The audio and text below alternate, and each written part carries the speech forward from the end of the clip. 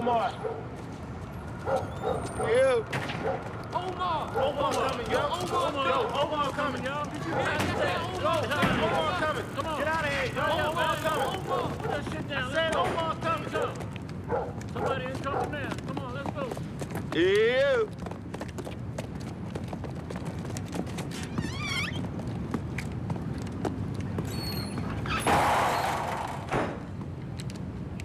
You.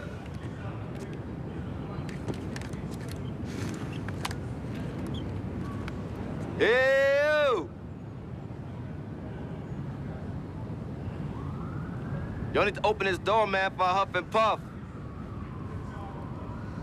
Come on now, by the heads of your chinny chin chin. Omar, you best roll out. We up in here with the Mac 10. Oh, I think's not, Terrell. I think's not. Y'all might need to think this through and stop wasting my time. Because Omar can come back tomorrow. And the next day. And the next day. And I will put a bullet in all y'all behind what happened right now. You heard?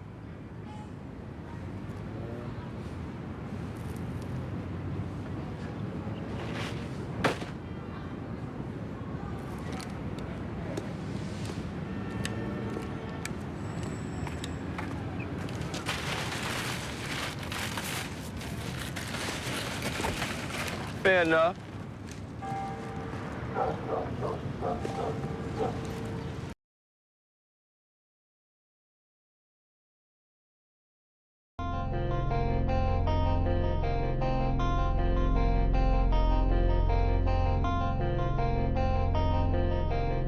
This is a Silk exclusive.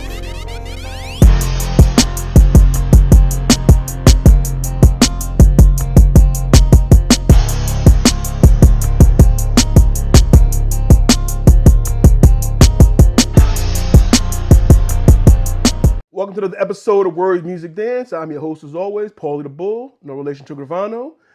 This is episode 114, and today I'm joined with got the homie Jared here.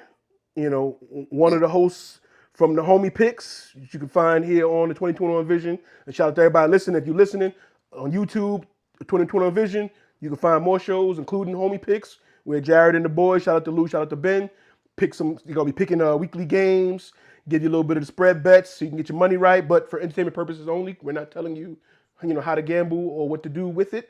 That is all up to you as a grown person watching the show. You know what I'm saying? But if you make a little something, you can send a little something to 2021 Vision if you want to. It's all good. Shout out to you, Jared. You know what I'm saying? Shout out to you. All donations accepted. You know what I mean? Put the cash app below. Today also got the homie Chris, who also has his own show, Misfit Sport Radio, also on YouTube, which we haven't seen in a while. Chris, what's going on with that? What's the word on that? On the Misfits? What's happening there? We're reconvening, a little bit of a rebuild and restructure, under construction, but definitely plan on coming back stronger, more material, more information. Definitely gonna have the sports topics, and then looking forward to adding a little bit more diverse topics on our, on our plate. Okay. So that's still youtube.com as well, /Misfits with like some Z's in there. I'll put the words and things in there, you can read it in the description below. But yep, they right did. Here. Yeah. Make sure now you got, don't make me a liar, you got to put it right here. I'll blur that out. And also, you can see here, if you're watching, you see the little, emblem and things and his avatar. We got the man who stays anonymous, prefers the anonymity. He goes by the president. You may have heard us mention him a few times on various shows here on the 2021 Vision. We finally got him back on the show.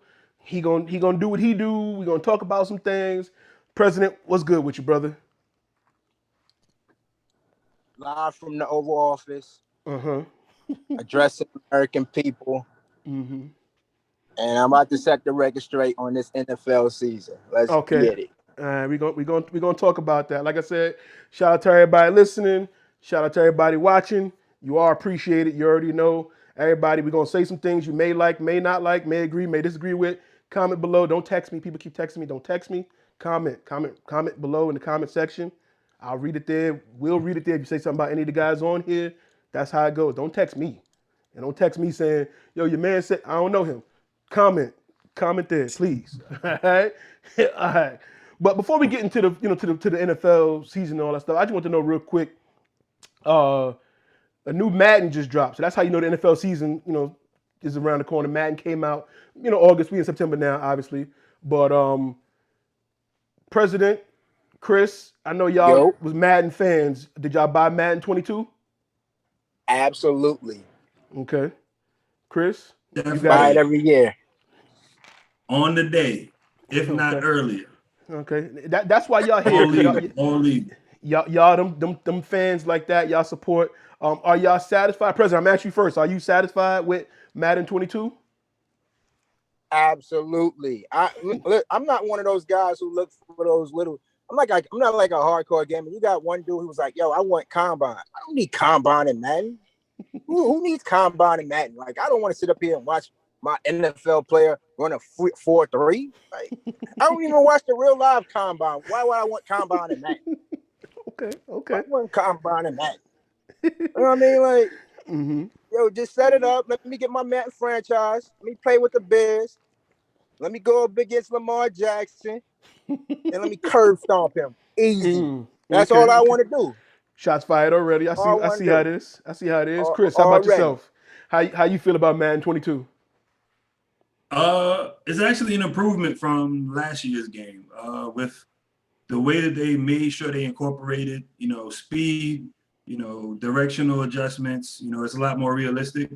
Whereas, players with bigger sizes, you're not gonna run down Lamar Jackson or any type of speed receiver. Like, it's just not the same as it was last year. With this one, you can move yourself out of a play in a heartbeat, feeling like you're gonna make a play, and then you fuck around, overrun it, and now you assed out giving up a touchdown. So I think there was a lot of complaints in the Madden world about realism and adjusting to that, and they really took heed to that. My only gripe, I would say, is there wasn't enough change for it to be a brand new game. Madden really needs to start considering just doing DLC drops and updates and charging like $20 for the update, because literally you're giving us the same fucking product. It's just with a few tweaks that would be perfectly fine with a, with a freaking software update or a game update. Right. Yeah, the only thing I'll add to that. Only thing I really don't like about this year's Madden, I don't know if it's a bug right now, but they got this little fatigue thing they got going on where, like, I made it to the Super Bowl, and soon as the CPU computer come out, the running back was already tired. So that's just not realistic to me. It was just like, what is this? It was like the playoffs were just super easy because all the players was like already tired. So it's like you can cheat. Like you could put your backups in through training and keep your starters fresh. Why the CPU don't have that same advantage? Why they gonna play him in full pass? Because they had that part is corny to me. Like, they need to fix that part. The whole fatigue thing, that thing is corny. They need to fix it because it just doesn't make the game fun for me. Even though I destroyed the CPU anyway, but still. So they did that part for more user versus user franchises. Like, if you're doing the franchise dolo with the CPU, yeah, you're right. Like, that shit gonna be mad easy. But with user versus user, they did that because now you got to worry about dudes getting injured in practice, like real life. They wanted to make it that realism effect. So I think that's why they did that. But on the converse, like for you, yeah, that shit is trash because it makes the Super Bowl mad easy. Super easy. Like, I smoked the Cowboys. It was like 70-14 on all Madden. The Cowboys made it to the Super Bowl at halftime. That's how you know it's simulation. The Cowboys made it to the Super Bowl. Wow. Okay. Again, we're gonna come back to the picks. We're gonna come back to picks and things, but Jared, yourself, did you buy Madden? Have you played? When's the last time you played Madden? How you feel about that?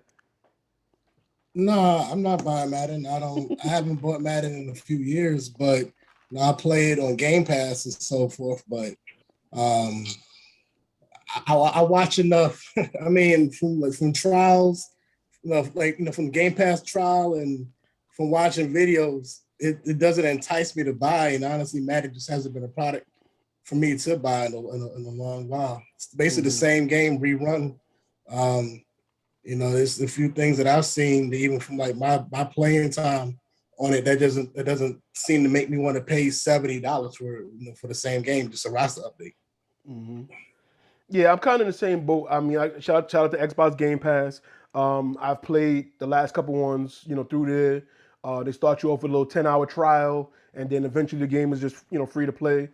And I finished 21, went right to 22, and I was like, yeah, it's a slight update. It is different user animations and things, but I felt like it was definitely an offensive minded game, and it was kind of a little easier. It felt a little easier just playing, just playing it. And like you said too, I feel like it wasn't enough to be next gen and all that they was claiming. Next gen stats just telling me how fast somebody running and the distance the ball was in the air. I'm like, nah, make the game look a little more real. Like it looks the same. Aside from like the animations and movements, there's a few new tackles, but for the most part, it looks the same. The only thing that's different is like the menus got different color, but it's the same menus for the most part. Like I was just like, yeah, I'm good with it just being in Game Pass, but I'm glad y'all enjoying it. You know what I'm saying? Some people are still buying it. It's been getting bad reviews, and people have been trying to push for them to really revamp it and overhaul it. You know what I'm saying? And it just looking like they like, man, if you don't like our game, buy another football game. Oh yeah, there isn't one. So what you gonna do? I mean, they put all their money in. They put all their money in MUT leagues, or what's called MUT. Yeah, and basically that's the shit that you see. They be on TV playing, and they get those little cards. That's where they make the bread, because people will be spending money to try and build their team, but all you're doing is just paying for it. So they put all the attention into that, and all the other game modes like franchise mode and shit like that just get the the shit in the deal. And I'm a simple man. Listen, if you bring back the coin toss, bring back the wind socks on the kickoffs, bring back the referees, I feel a little bit like y'all tried. Like because the reason they took the referees they do got out, coin toss though. No, but you can't choose it. It's you set it up for your team. Like I want to see give me some realism. Bring back the wind sock. The coin flipping in the air. Yeah, I want to choose. Like I don't want to have it preset. You the combine guy. No, I don't care about the combine, but give me some realism in the game. Like, yo, I don't want to have it set that I automatically choose to kick every time or receive every time, and just y'all just skip past that. Like, let me choose like it used to be. Like we walk up to each other, shake hands, hey, call in the air. You know what I'm saying? Give me that realism. They show it in the Super Bowl game, but in all the other games, they just breeze by that. I missed the wind sock where you kicking the field goal or kicking off, but you pick the play. You don't know if you'll kick left, kick right, but then you click it.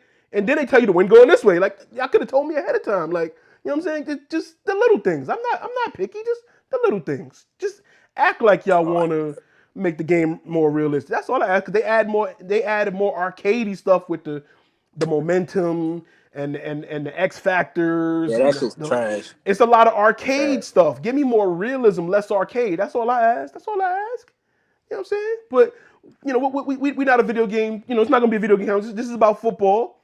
Yeah, so, you're the combine guy. But moving on from fake football, let's move on from fake football and let's talk about some fake football. You guys ever heard of Bishop Sycamore? Nope. Not till this past week. Isn't it that school that's out in Ohio? This is the AAU. I see what you did there, though. I see what you did. I heard a Bishop from Juice.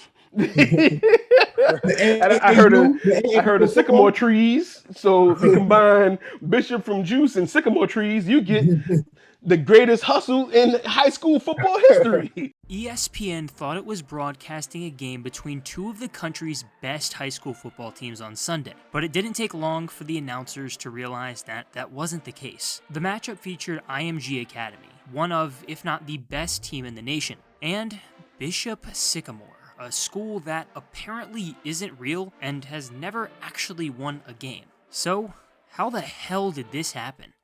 Well, who is Bishop Sycamore? Well, according to the Ohio Department of Education, there isn't anything by that name for 2021, but there was last year. It was listed as a non-charted, non-tax supported school that, because of truly held religious beliefs, chose not to be charted by the State Board of Education. Yeah, I have no clue what the hell that means. The school's mailing address is listed as the Resolute Athletic Company, a random indoor sports facility. Apparently, a group of like 30 kids just come and work out at the complex once a month, but there aren't any classes. The recruiting address is listed as a library where Bishop Sycamore rented a room a year ago, but they don't anymore. If you go on their website, there isn't even an address, and the About Us and the staff pages are completely blank. I mean, this is just shady in every way. In defense of ESPN, this was not their fault. The Paragon Marketing Group is in charge of designating the teams for the Geico ESPN High School Football Kickoff, and apparently rosters can be hard to verify,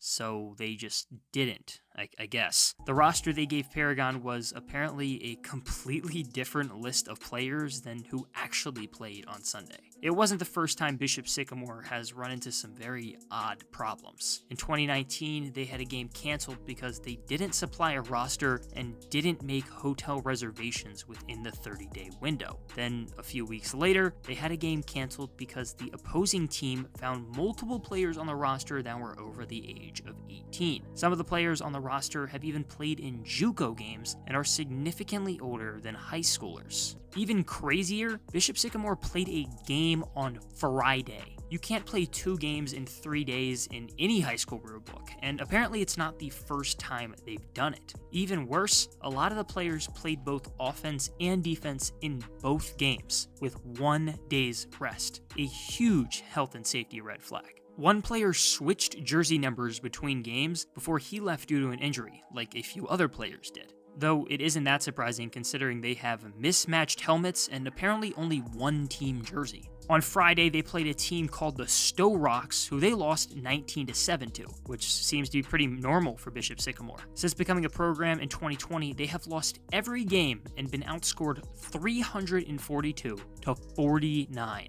There have been anonymous emails that claim that many players on the team are older than 19. One former Bishop Sycamore parent said that his son was one of the youngest on the team at 18. According to 24/7 Sports, one of the players was in the 2020 recruiting class and used a fake ID to go to 7-on-7 camp and lied about over 20 scholarship offers. Bishop Sycamore head coach Roy Johnson came out about the criticism. And, well, he didn't really, answer any of the questions. He just said they want to do better.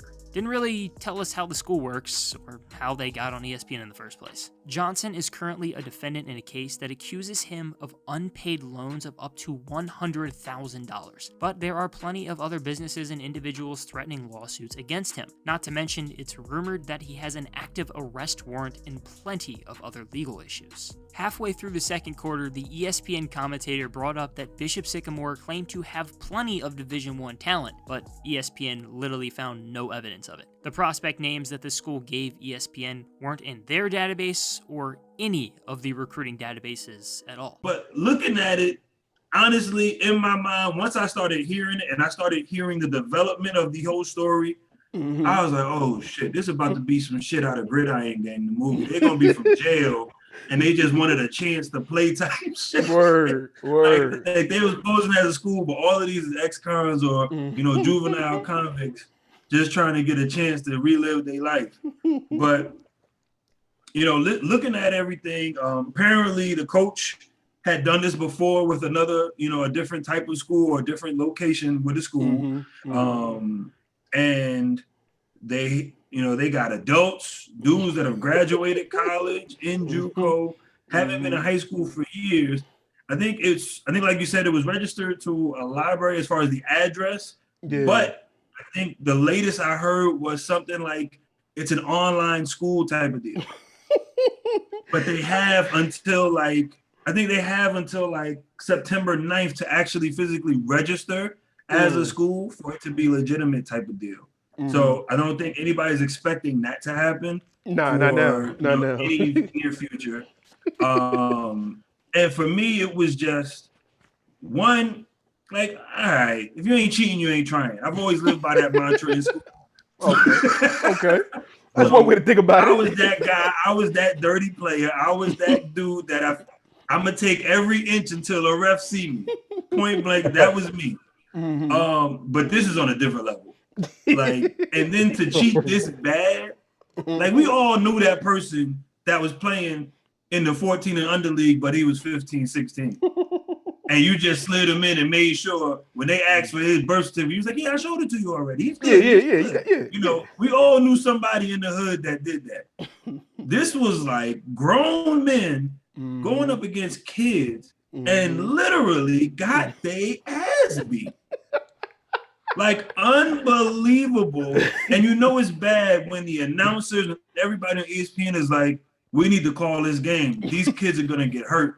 And they're truly worried about the kids' welfare, thinking that they're kids. Right. I bet if they knew they was adults, they'd have been like, hit them some more. Shouldn't have even been right out. for lying. Hit him for lying. Like Word. But as a parent, I would have been more upset if I was an IMG student parent. Because now you're playing with my child's livelihood, you're playing with my child's health as a grown adult. Obviously, we all know kids are kids. They can get in the gym all they want, but you know, it's something different when you talk about that grown man strength. Right. Like, I don't want Jared out there hitting my 15-year-old. That's not happening. Like, no. You talking about? I'm 17, bro. I don't want. I do not want Jared lining up across from my 15-year-old. Talk about, you all right? All right. No. But yeah, like for me, that was just. I mean, and unfortunately, you know, not to play the race card, like 95% of them kids was black, man. Like that's a real bad look. Like everybody talking about they want to fight for this and fight for that. You shoot yourself in the foot and you take 10 steps back every time something stupid like this comes out. So and that's, you know, to piggyback on that sentiment, it was, you know, he was the coach was kind of riding that, yo, you want that second chance, you know, and mostly that's the black kids and you know, saying like, listen, you didn't make it, but I got a second chance for you. Come here. Don't worry about grades. Because I think it was one kid was like, yo, he realized after the season was over, we never went to class. And it's like, you took you the whole year to realize that? Like, you just now noticed y'all never went to class? Like, they didn't mention school. There was no homework. There was no assignments, book report. Hey, before the game, y'all got to write us a paper why you love. Right, like why you love football. Like, there was, it took you the whole season to realize, yo, we never went to class. Like, but in their mind, it's like, yo, I just want to play football. So if somebody's offering you a second chance at playing football, you like, yeah, this is, I can make my dreams, get my mom out the hood, save my family. And so that's the cloudiness, like you said. It's typically black people that have that story and that feeling on it. So yeah, Jared, what's your thoughts on you know, Bishop Sycamore? I think it was a bunch of J.R. Smiths. I think it's everybody who missed the eligibility in high school, and it was like, you know what? I'm gonna get my eligibility back, so I'm gonna go play some high school football. And I think he went to college though. He went to college. Yeah, but he went to high school too, so that's why he can't get back to high school. But this guy, it's just a sad story because it's like, damn, man, why he had to be black though? Like, he could have been anything else. He just had to be a black dude. That's just trash. But I mean, it's. I definitely agree to Chris's point. Like, it sucks to be one of those kids' parents because when you find out the real age, like you can be, you know, put into a lawsuit because you could be endangering children's lives with that. Like, you got some grown ass, like, yeah, you know, football is football, but when we agreed to a certain age range, we that's what we're doing it. Like, we're not. I don't think those parents are going to agree to have to, you know, teenage kid go against some damn near, you know, 30-year-old dude. Like I think about Bad Boys 2. He was like, "How old are you? 15? Nigga, you look 30." Like that's how half of that team look. Like, and it works because, you know, football, everybody got, you know, shields and mask, you know, they got helmets on. You're really not gonna notice, like, you know, like what's going on. So you get to the line and you're like, wait, bro, I think your beeper's going off. And he's like saying, like, beeper. Like, that's how you know that nigga's old, because he got a beeper. So but nah, it's a bad story, you know, for that. And for that to be like a trusted source from ESPN, I guarantee you they're no longer trusted. Like, that's gonna be one of those, like, those little pop-up blockers, you know, is this a trusted source? No. and then that's gonna be the end of that one. They ain't doing no more scheduling for that one. Yeah, they definitely gonna have I just have a wish better it was vetting good. system. Yeah, Definitely got to improve that. Yeah, because whatever that better system was, it wasn't it. Like the dude was an ultimate hustler, and he should win an SP for being an ultimate hustler of the year. So maybe next year he'll get celebrated for that. But like the memes that came out of it, that's what I live for. The internet shit, like it's a joke.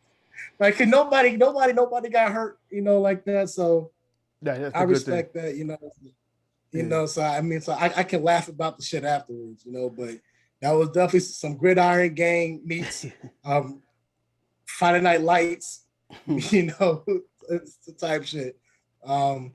President, what you think about that? What you think about Bishop Sycamore, Prez?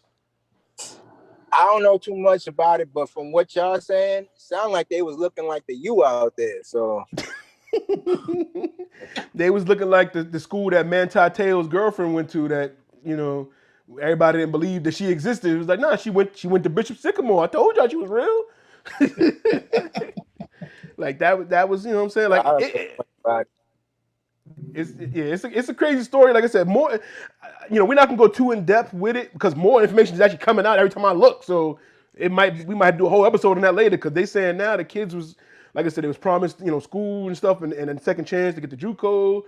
They had them on road trips, had them sleeping on the floor and like not feeding them, starving. Like it's some wild stuff coming out. So I've been trying. Stop saying the kids. Stop saying the kids. Well, some of them were kids though. The grown men, but some of them sleeping were on the floor. Some of them were kids. Some were kids. It was a mix. It's a mixture of kids. It's a mixture of there's a few. You know what I'm saying? There's a few people in there. With their daddy. It was playing with their daddy. I don't know. Like I'm saying, the story. The rabbit hole is deep. Like this story is crazier than just they snuck on ESPN. It's like, yeah, but then you look into the history, and then it's funny because they fired the coach, and it's like, how you get fired from a fake school? Like, how y'all gonna fire me? Like, I ain't even work for no. Like, I want to know what he was getting paid. Word. Like, I got so many questions, and like I said, every time I look up something, there's another video or something on YouTube, and they say, yeah, this kid is talking now, and this kid is talking. So it's the rabbit hole. This gonna be on Netflix's Untold series. It's gonna be a documentary, a 30 for 30 something. This is definitely, like I said, like the every time I look story of Bishop Sycamore. What really happened? I believe we're done with some fake football now. Now we can get to some real football talk. As we all know, we did a Chris leaving. We had an episode before. We talked about the season. We talked about how it ended with the Super Bowl. Y'all made me say that Tom Brady was the GOAT. Y'all made me say it, but I still agree. It ain't like I was forced to say it and I didn't agree to it. I still feel that man. He earned. I would have went to my grave with that one. Nah, man. I'm a real dude. You know what I'm saying? I can admit when greatness is amongst us, you know what I'm saying? So, setting up for this season, they just had an interview, with Brady and his young boys, because he over there looking like one of the fellas, you know what I'm saying, just chilling. I don't think I've ever seen Brady look that comfortable, you know what I'm saying? I don't know if y'all seen the interview. Actually, I got the video. Okay, our next one is from Shane Aiken, member since 2001. If you could change one rule in the NFL, what would it be and why? Mike, how about you? I'm starting with this there one. we go. Tom This wants one's to very go simple. I would like the pass catchers to have their legs protected on defenseless catches. When they're defenseless receivers in the process of catching the ball, I don't believe that anyone should hit them in the knees. There should be a rule. Nelson, you need to send this to NFL. This really makes me angry. They're the only position on the field whose knees are not protected anymore. And it's a really stupid rule. And it's just, I agree that, that one's really, because every other position, quarterbacks are protected. For example, we're in the pocket passing. Yep. Nobody can come and hit us on our knees. If you're a defensive lineman engaged in a block, no other lineman can come and cut you on your knees. Even now when you're playing corner, the receiver can't come up on a run play and cut you, even though you're somewhat, defending yourself. But a receiver, when you're looking back for a ball, you can have someone come and aim right at your knees and hit you. So I think that it's not really fair for the protection of the pass catcher. So really irritates me. That's why I'm sorry I had to jump at it. I appreciate this. I mean, to not know the question ahead of time, and I could tell you were like ready, like locked and loaded, ready to go with this. I thought about it for a long time. I tried to address it with the NFLPA because I feel like it's something that there needs to be conscious thought put into. These guys are running 4-3 down the field. You have a safety that's running 4-3. Every player would chose to get hit from the knees up, but they're the only players where they're not protected from the knees down. Like Mike, you feel protected by your QB over here? He's Definitely looking do. out for you. Yeah. Definitely do. Well, he does a great job always protecting the receivers and the pass catchers always. I think the one thing about football that's changed over the years, which I think is really hard for someone like me who's played a long time to watch, is like it's not being taught the right way. Like a quarterback should only throw the ball to certain places because your receiver is in danger of getting hit. For example, when I used to play against Ray Lewis, I wouldn't throw the ball to the middle of the field because he'd go after you and he would hit and we didn't always have the biggest receivers, but he would hit him and knock him out of the game. And now every hard hit is a penalty on the defense. So I feel like they penalize defensive players for offensive mistakes. So like if a quarterback, I was watching the Chicago Bear game, the quarterback messes up, doesn't see the blitzer, or the line screws up. I don't know what happened. But the quarterback or the line on offense, the defensive player comes in and hits him hard, and they throw a flag on the defense. So they've almost moved the protection of your opponent to you, as opposed to where it should be, which is on yourself. Like if you're a quarterback, you got to protect yourself and your players. It shouldn't be the responsibility of your opponent to protect you.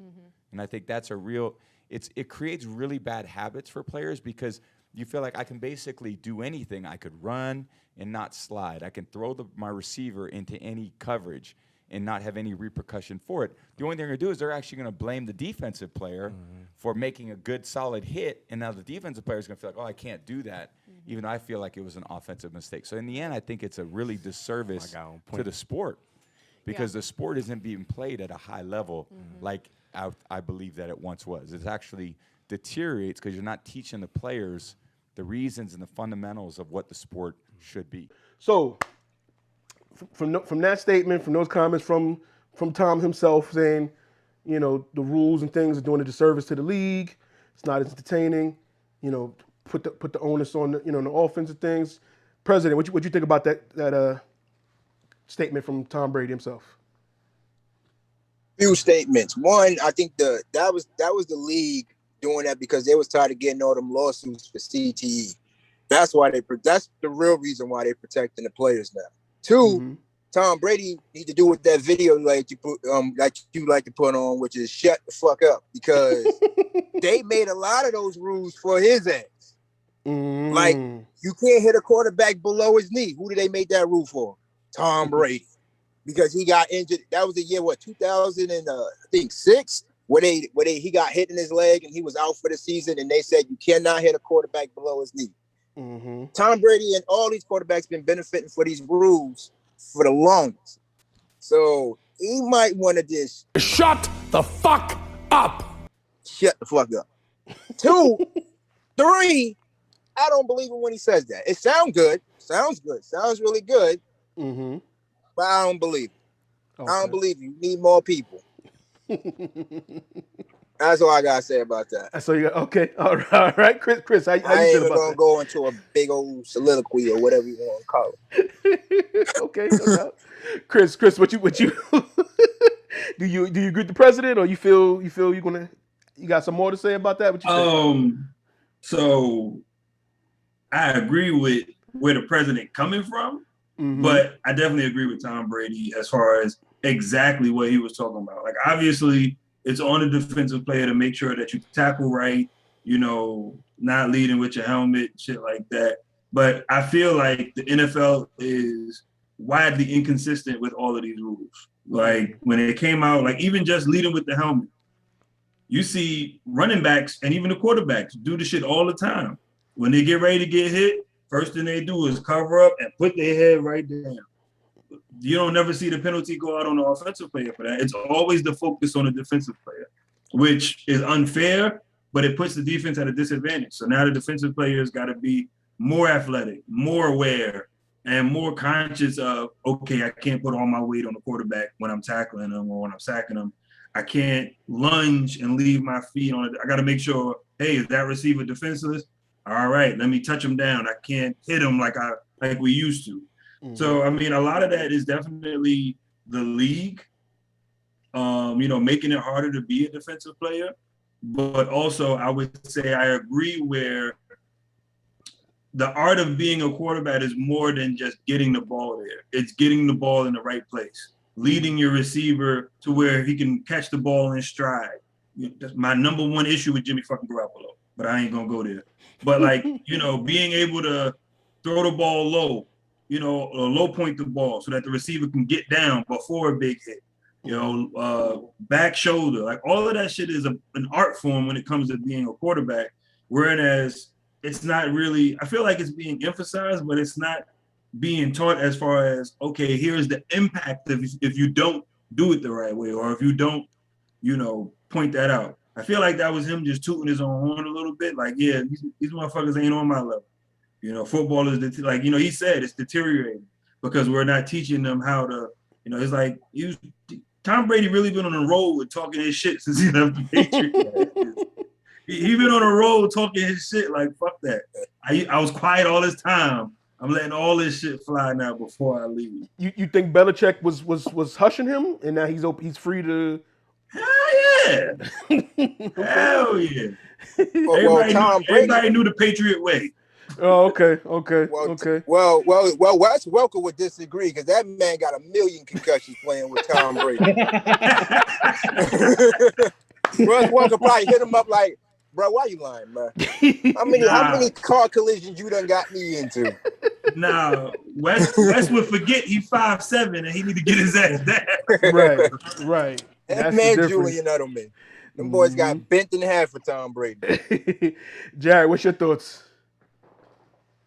Yeah, Wes Welker had too many concussions. He forgot his height. But especially when he used to play the Ravens, boy. He used to get torched, man. Oh. But yeah, I again, like same as Chris. Like I agree with President's premise to the statement, and I also agree with Tom Brady. Yeah, he should shut the fuck up because all of those rules that happened is a result of him with the Patriots. Yeah.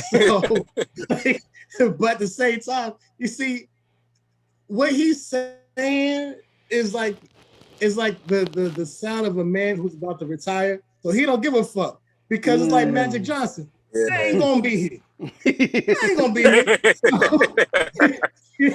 So, he can talk all the shit he wants now because it's gonna probably be his final year.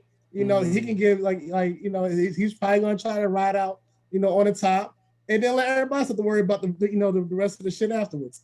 So yes, he would love to see the game return to its normal state because he ain't gonna be there for that shit after a while. Because what they gonna do? Make a rule change this year and then say, okay, well, we're back to regular.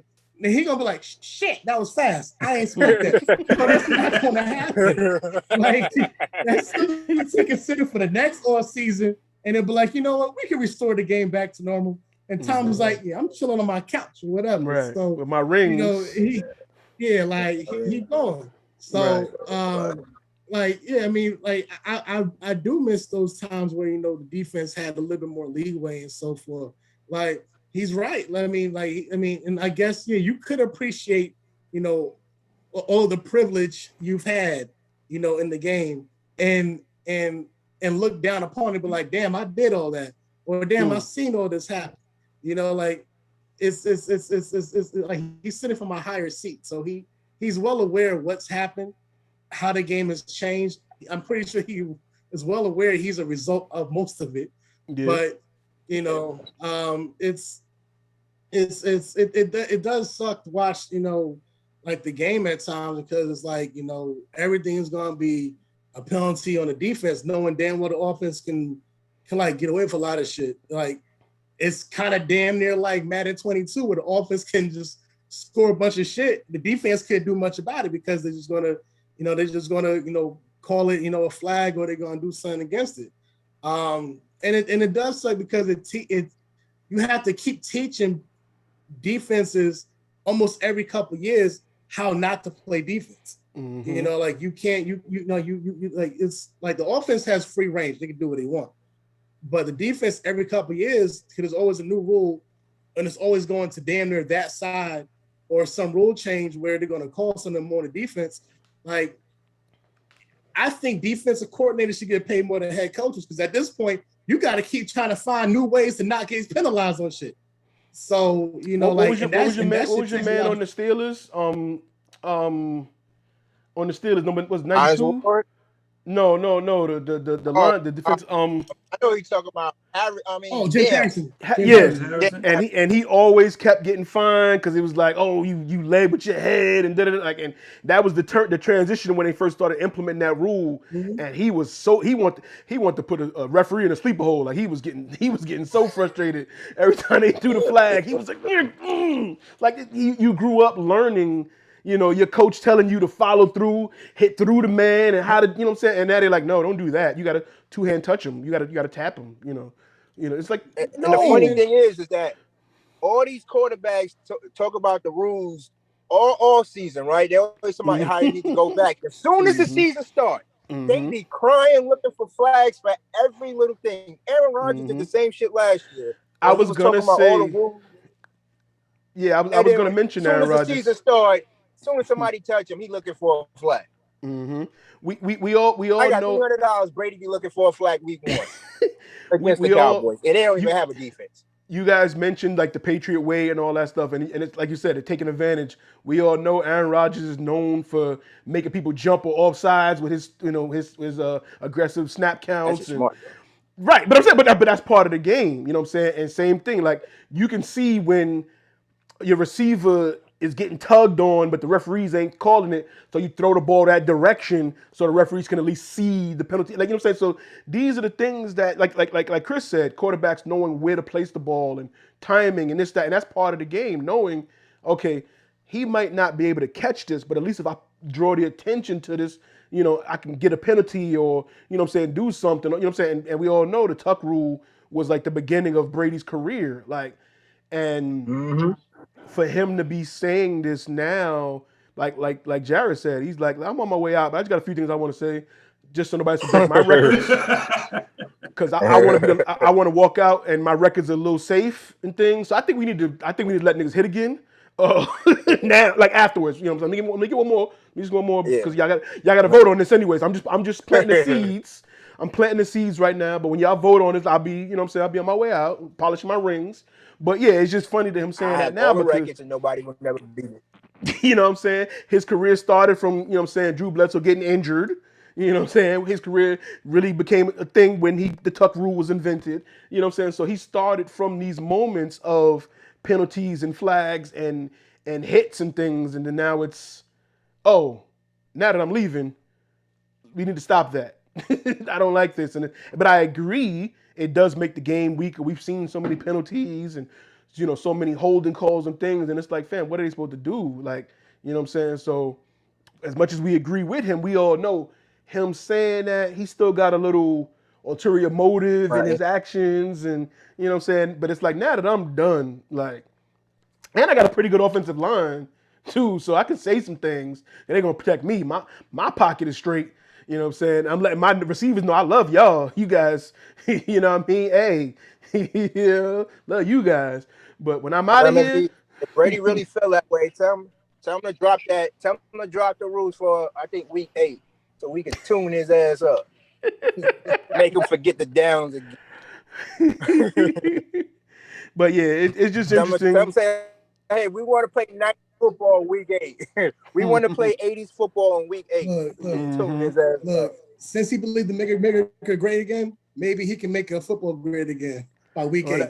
That's what he do. Maybe he running for president. Maybe he running for NFLPA president or something. Maybe he running for commissioner. You know what I'm saying? Hey, maybe he got a you know what I'm saying, a motive behind all this. You know, he retired. He don't really want to be home with Giselle all day. He trying to, he trying to think about his nephew career. Like, what I'm gonna do next? I'll be NFL commissioner. He ain't checking out the kids. Yeah, he I mean, fuck them kids. I I want my don't kids. even like them kids. You know what I'm saying? My wife a model. She always want to fly places and things. Like, come on, son. I got to start getting political out here in these streets. Yeah, he can't say that because she probably paying for half. For real. She probably paying for most. Like, but look at her. You got right when they go out to eat. But let's get to the games though. Let's get to the season. You know what I'm saying? That was enough talking. You know what I'm saying, from Tom Brady and them. It's time to, so this, by the time this airs, you know what I'm saying, the first game will be tomorrow. You know what I'm saying? If you haven't seen last week, the homies on the homies picks, they picked each division winner who they thought would be. They picked who they want to see in the Super Bowl, who they feel would be in the Super Bowl. And we're gonna talk about that a little bit because Chris and the president watched that episode, and they got a few things that they want to address on that and stuff. So I figure we can go division by division. Jared, you had already made your picks.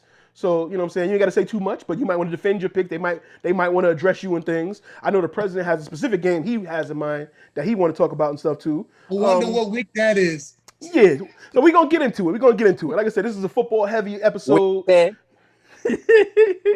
So let's get it started. I'm going to try to go in the order that you guys went, Jared. Like I said, homie picks. It will be airing every Thursday on youtube.com/2021vision. Check it out, subscribe, be there, you know what I mean? Shout out to Lou, shout out to Ben. Jared is here to hold y'all down.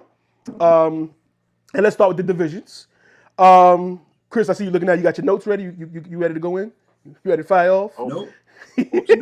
Brought the pad with him. You got the Surface tablet on the sideline. You ready to? All right. So going into it. I might as well. All right. Look, he changed that. I gotta get in game ready. Let me. There you go. It's about to go down. Niners fan. Oh Lord, we got two on them on here too. You already know. Like I said, I'm gonna stay biased as the host of this show. I'm gonna let y'all do the talking until I gotta jump in and say some things. But I know Chris got it. I ain't gotta say too much. I ain't worried. So Jared, you and the homies started with the AFC East. Unanimously, you guys all picked the Bills. So that was kind of, you know what I'm saying, President Chris, how do y'all feel about the AFC East? The gentlemen all picked the Bills. Do y'all disagree with that? Do y'all feel otherwise? What you think? I feel like y'all disrespectful. Oh, we go right to okay. And granted, I'll give benefit of the doubt. This was recorded while Cam Newton was still projected to be the starter, so I will give y'all benefit of the doubt there. And I know, Jared, you said per se, like directly, you didn't pick the Patriots because you ain't know how much Cam Newton had in the tank. So I personally agreed with that. Like, yeah, but the disrespect against Bill Belichick and that Patriots team with what they have coming back, like literally an entire starting defense is probably coming back. That's probably going to be a monster. Mac, honestly, the way he was playing in preseason, I was like, fuck, we picked the wrong one. Like I was like, fuck. But like, he definitely beat Cam out for that position, hands down. It made no sense to stick with Cam in that position, but for y'all to have, or y'all to, I guess it was just the projections, it wasn't y'all, but for the Patriots to be below the Dolphins, I was like, that's disrespectful in that division. I think the Bills are the hands-on favorite, but the Patriots are going to be very close. President, what you think about that? Man, I'm gonna go with I actually agree with Jared. I'm gonna say the Bills are the favorite. Obviously, their team is just loaded. But I think the Dolphins are the second best team in that division. If you look at their squad, you talking about they got Jalen Waddle, they got Will Fuller if he can stay healthy. I think Tua's gonna have a bounce back year, and their defense is for real. They got Xavier X-Man 10 picks last year. Don't throw his way. Don't do it. Just don't do it. I agree with that. Don't do it.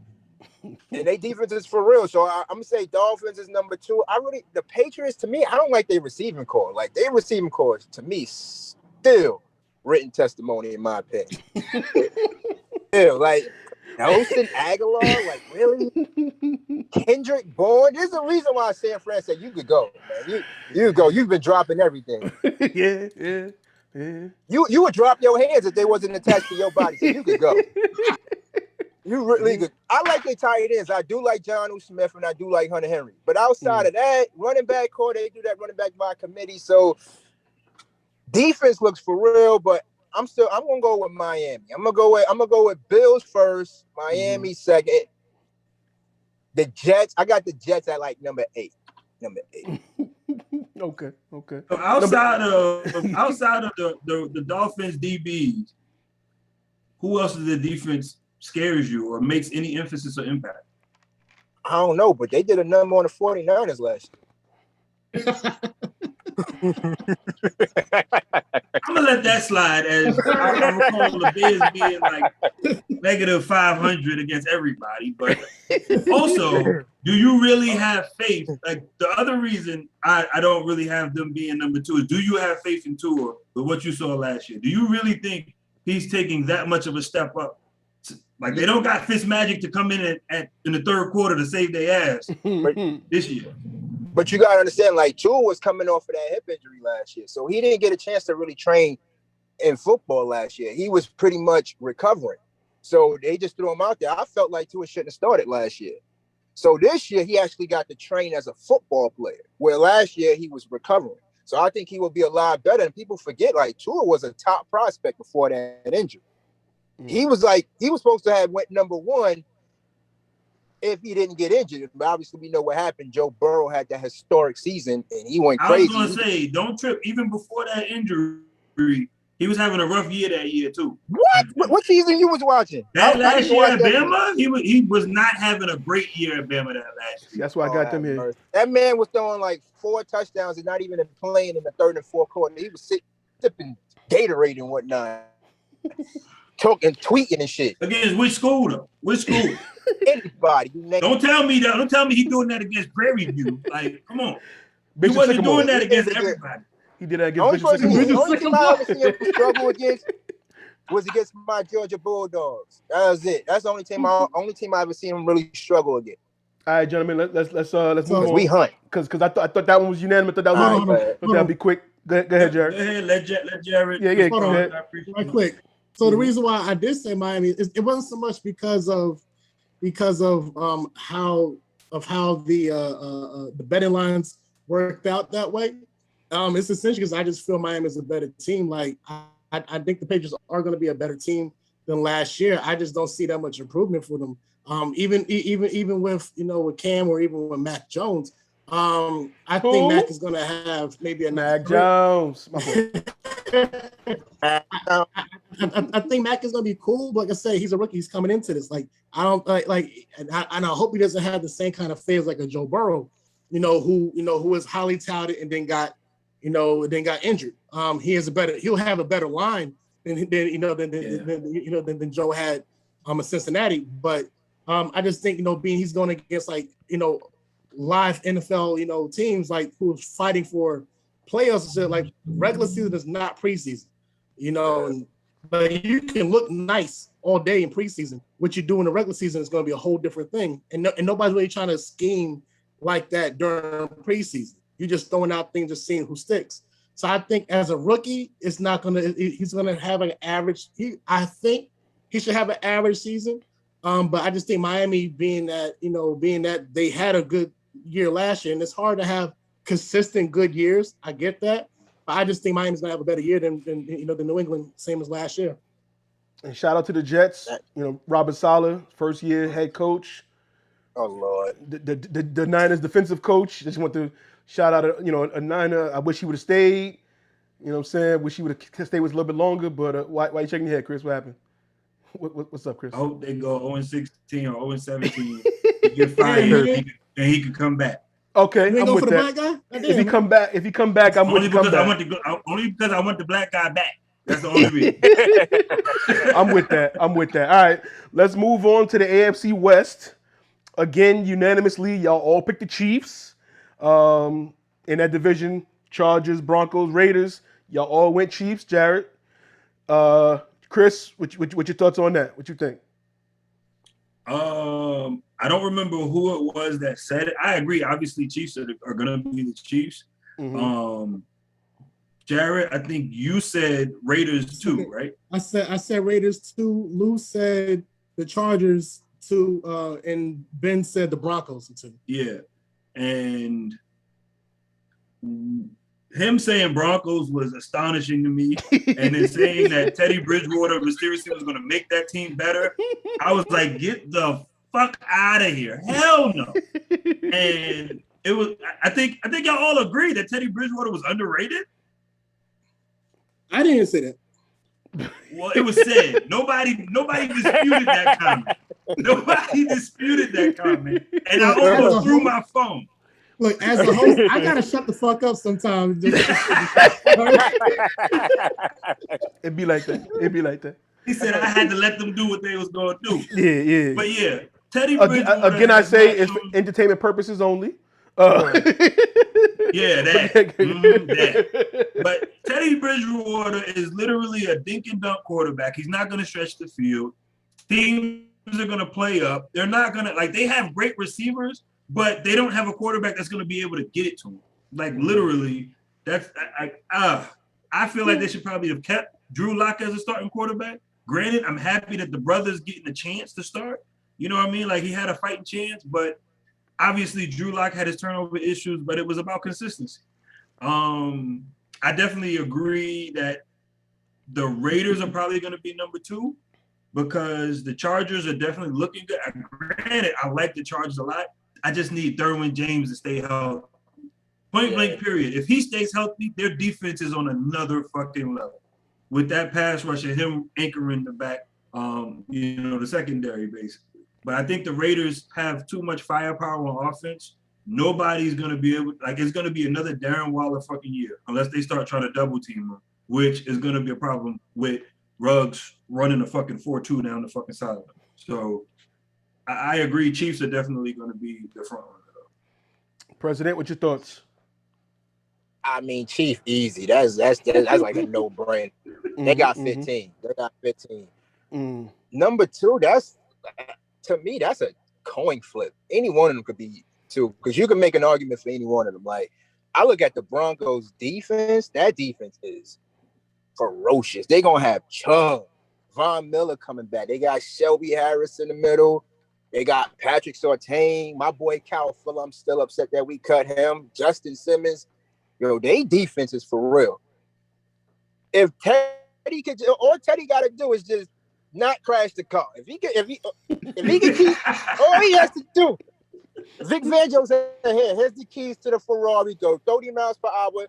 Do not step on it. Just don't crash it. If Teddy can do that, go 30. 30 in the second. I don't care if you get a ticket. I'll pay the ticket, bro. Just don't crash my car. They might be the second. They might be number 2 in that division. I don't really like if Derwin James. I'll be honest with you. I agree with what Chris said. Like their if he can stay healthy, their defense will be a lot better. Him and Joey Bosa. I don't like the Raiders' defense, man. Their defense is absolute.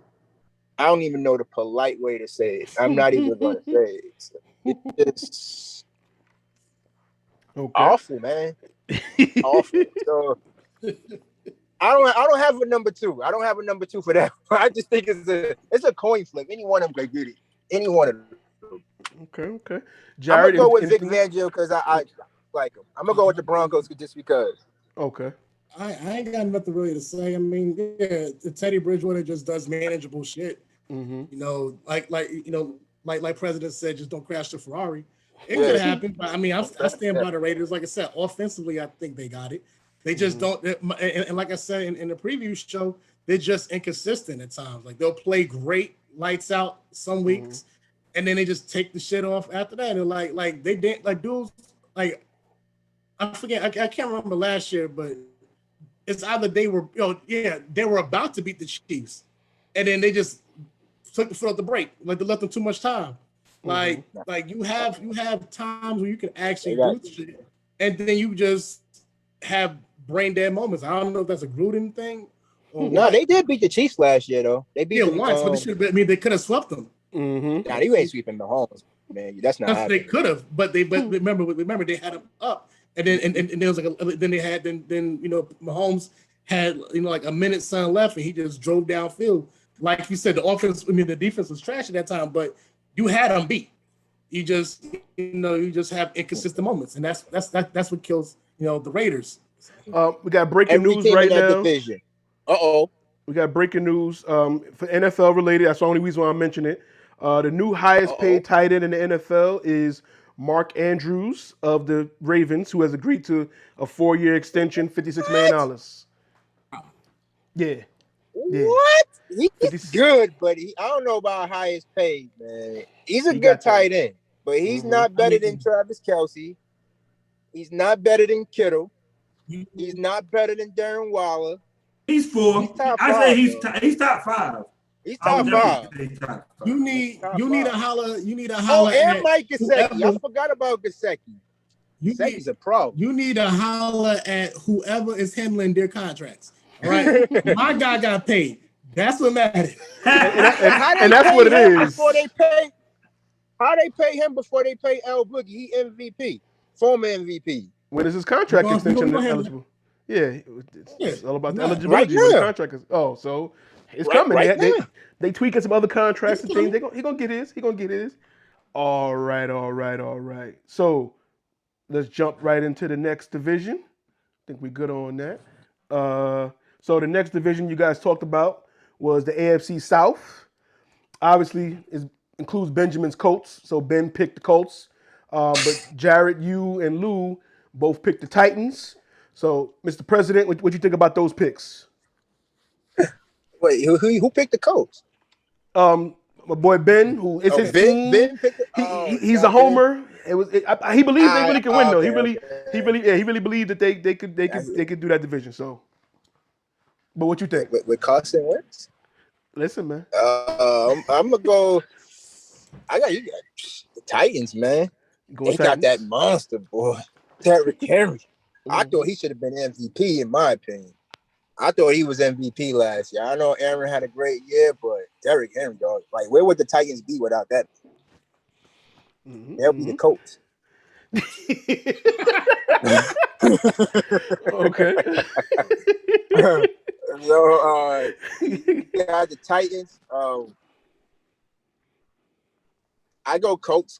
Colts number 2. Okay. Jags 3. And unless Deshaun just says, fuck it, I'm gonna rock with the Texans.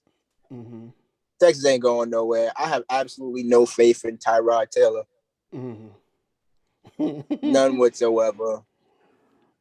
And Trevor Lawrence, he didn't look that great to me, even in preseason, to be honest with you. He didn't look like a number 1 overall pick. I'm not saying he's gonna be a bust or anything, but I never was really big on Trevor Lawrence to begin with, but I'm not saying, like I said, I'm not saying he's gonna be a bust.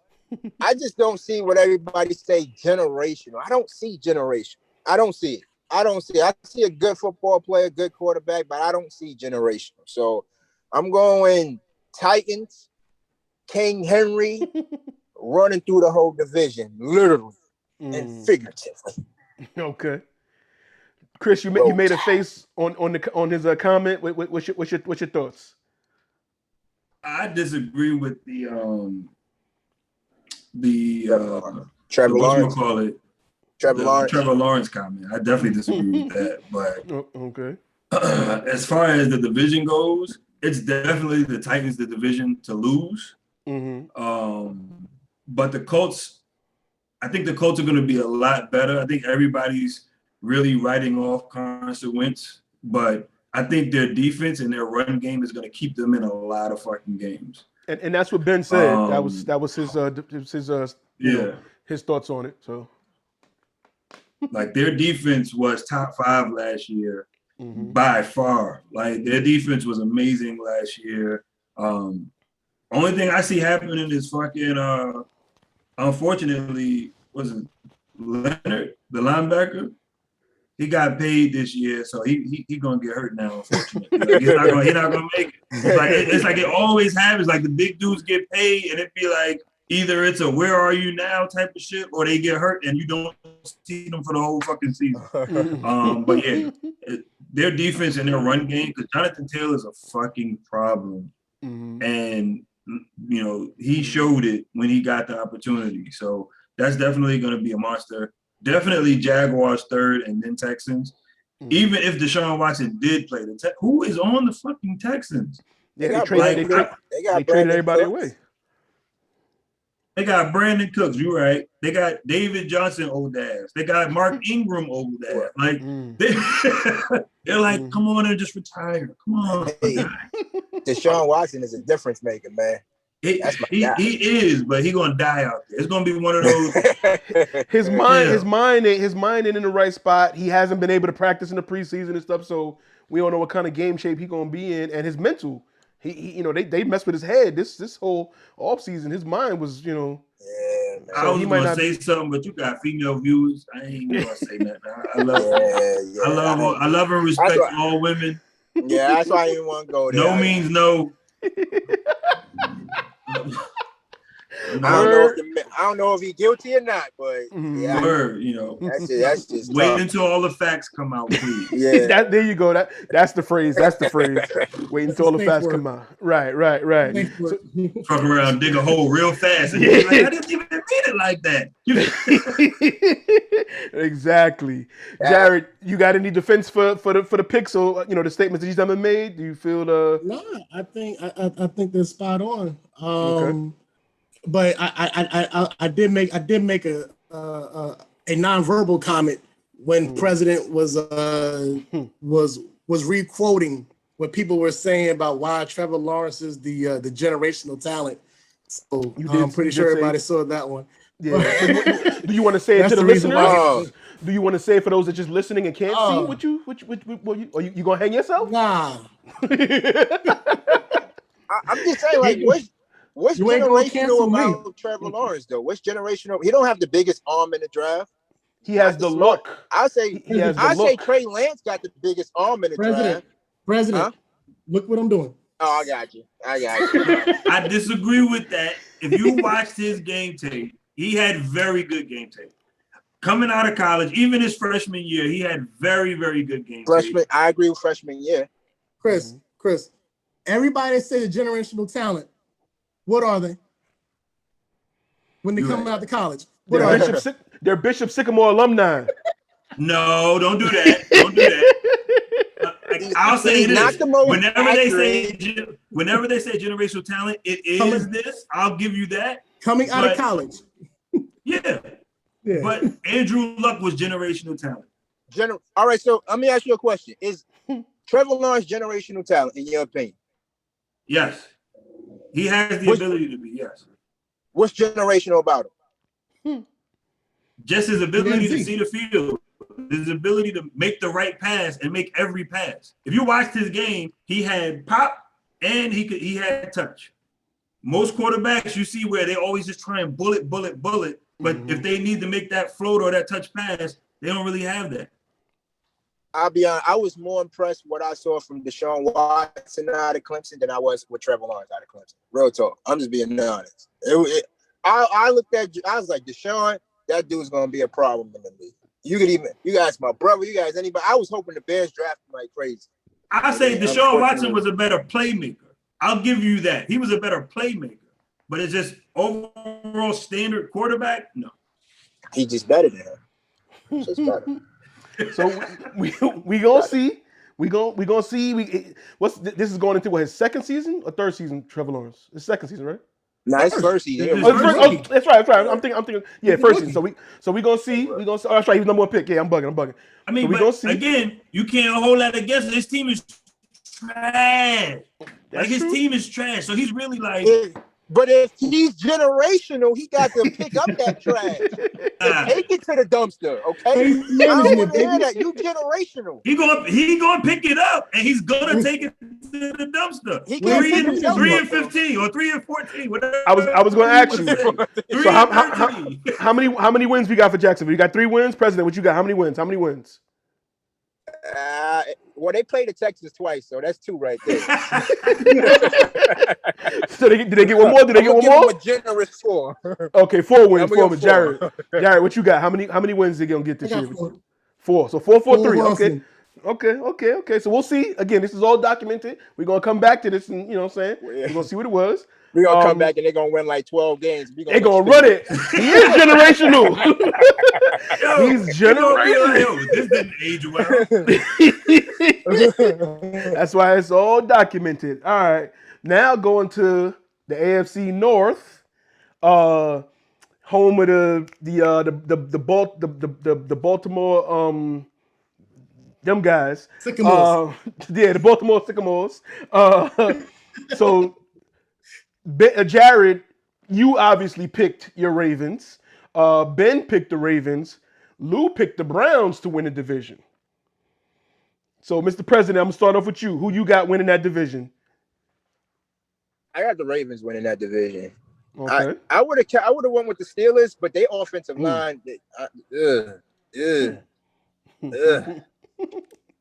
Okay. That shit look like the Bears' offensive line. I can't go with the Browns because every time the Browns have expectations, every time there's expectations for the Browns, they never live up to it. Their team, they got the best roster in the division, easily, from top to bottom. Outside Running backs, of Cody Parkey, receivers, yeah. outside of the kicker, Cody Parkey is absolute trash. I will never forgive him for what he did to us in the Eagles game. Okay, but from top to bottom, I can't say from top to bottom because I would put Lamar ahead of Baker Mayfield.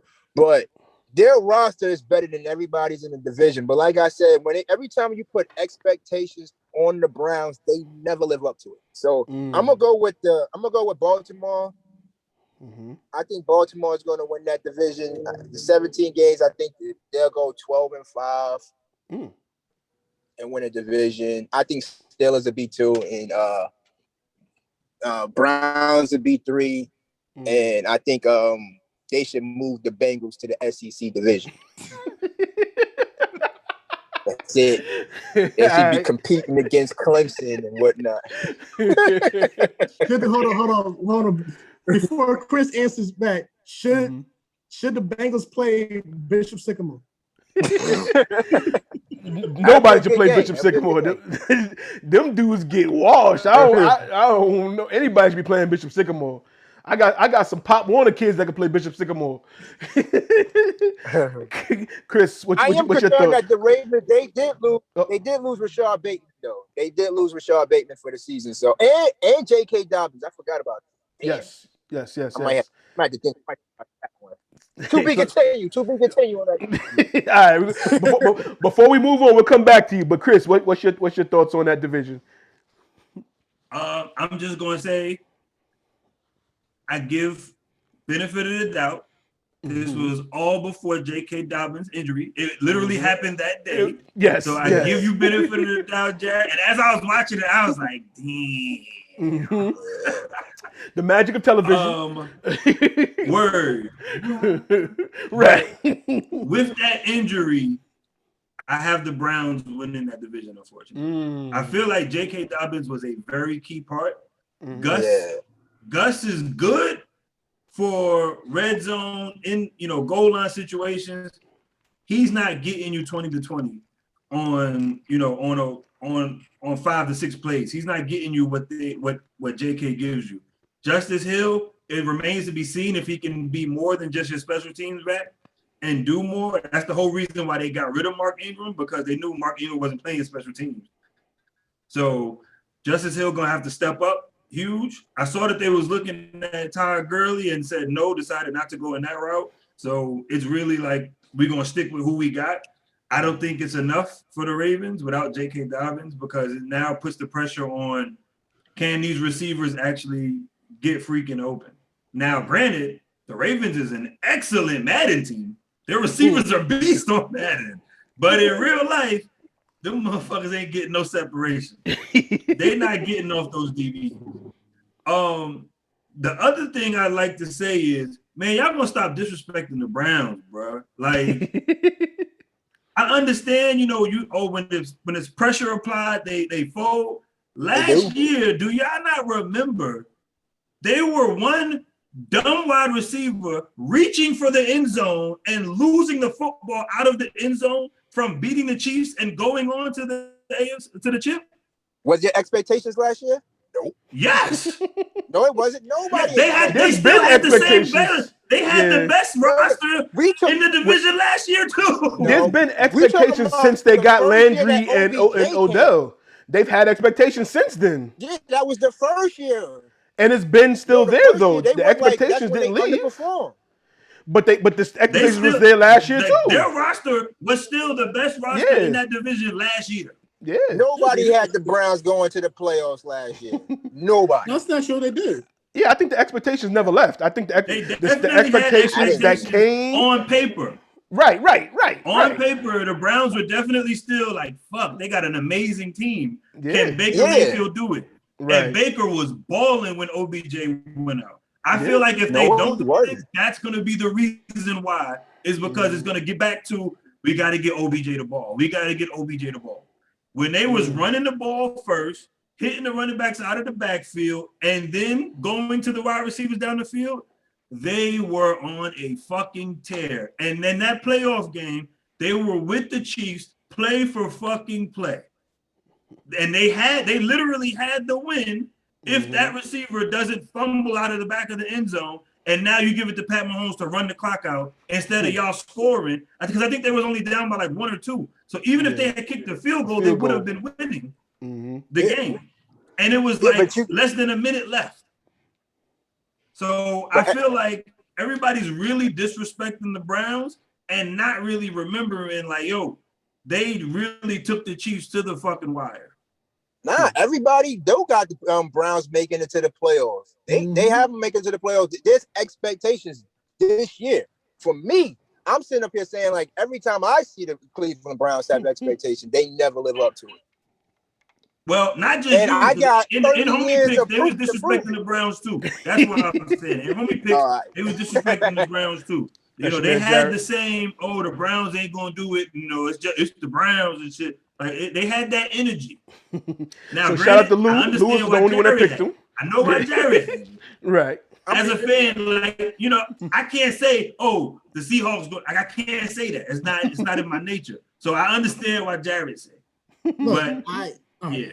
I'm going with the Steelers though. Steelers winning that division.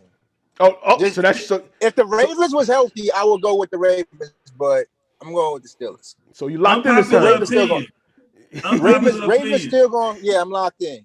Okay. Bengals and Steelers have the same record, or Bengals got a better record than the Steelers. I'm putting it on stamp right now. Okay, we got some Who hot takes. Better record than the Steelers? I said Bengals and Steelers either have the same record at the end of the year, or Bengals have a better record than the Steelers. Stamp. Lord have mercy. We got some. You hot better hope takes, your baby. job ain't drug testing tomorrow. So it's gonna come out scorching hot. Okay, Jared. So one, I'm still around my boys. I'm still taking it. I even though Dobbins is out, and that's a huge loss for us. And Bateman. Look, yeah, that too. But check it. The reason why we didn't have Mark Ingram is because we just don't feel he can perform to those abilities anyway. Him not wanting to play, special teams or not. We just didn't have that ability in him anyway.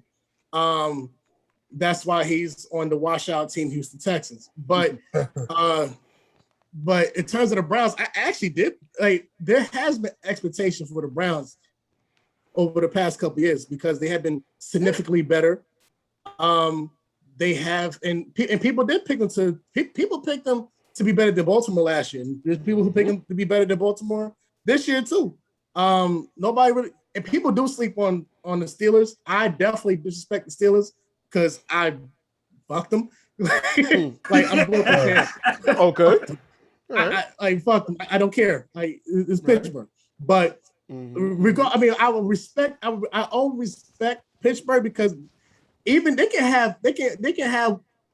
go into a Baltimore game being 0-7, and then as soon as week 8 come, they're playing like they 7-0 because they always play their A game when it comes to Baltimore. So I always respect like the games like with that. In terms of Cleveland, I even picked Cleveland a couple times last year, even when it came to like my boys. Like I remember I think the first time around, I thought it was the second time around, I thought they was going to win. I mean, I think they're a really good team. I think they're well coached. I'm around my boys. Like I think we're going to take it. Like even with JK being out, I think next man up. And besides, during the season, you never know, what comes up and so forth. Hopefully, if it's looking bad for the for the running back position, then maybe we could sign somebody else. But we also remember our best running back is also our quarterback too. So, so it sucks to lose JK. It's funny because his name sounds like some shit out of Harry Potter. But but that's my man's though, and I still think we're gonna take it. Big trust. I want to say too, Jared, you was being a real fan with the Calais Campbell comments, and I would have let you rock, but your best ability is availability, and we know Calais Campbell don't play more than 5 to 6 games a season. Look. This is a different year, baby. I hope so. I like the dude. I hope so. I will say like I feel it's one of our biggest losses was Matt Judon. Him going to Patriots. I feel that was one of our biggest losses. Hopefully Patrick Queen, has a better year this year than last year, but we'll see what happens. Like either way, I'm one of my boys. All right. So switching up to the, I guess the most fun division that everybody has in the league, the NFC East. Jared, you and Ben both picked the Washington Redskins. Lou picked his team. I changed my pick. I changed my pick. I'm picking IMG. The team who beat Bishop Sycamore. I'm changing my pick. Those was kids. I don't think you want to make that pick either. I don't know. They look good against Bishop Sycamore. I don't know if they're going to look good against the NFL team. Jared said he going with Bosco. He going with Bosco out of Jersey. But on the homie pick, y'all, you picked the Redskins. Lou picked his Giants. Again, that's his team. He riding with them. But again, he had some defense in why he picked them. He really felt that they could make a move forward. You gotta be a realist too, though. I understand being a fan, but So Chris, what more you want to add to that? You feel the Giants not gonna win it, but who do you have? Who you got? So I'm gonna talk shit to Lou just because he only did it because I don't care what points he tried to make. He only picked the Giants because he's a fan. Okay. But I will say the Giants are going to be significantly better this season as long as everybody stays healthy. And that's obviously every team, right. Being healthy is key. Right. I see the Giants being number 2 in the division. Unfortunately, I got the Washington football team winning just because of their defense. Excuse me, I said Redskins. Yeah, football team. My fault. Yeah. My bad. Your best to get shut down. My bad. The Washington football team. You right. Them guys. Coach on the way. My fault. But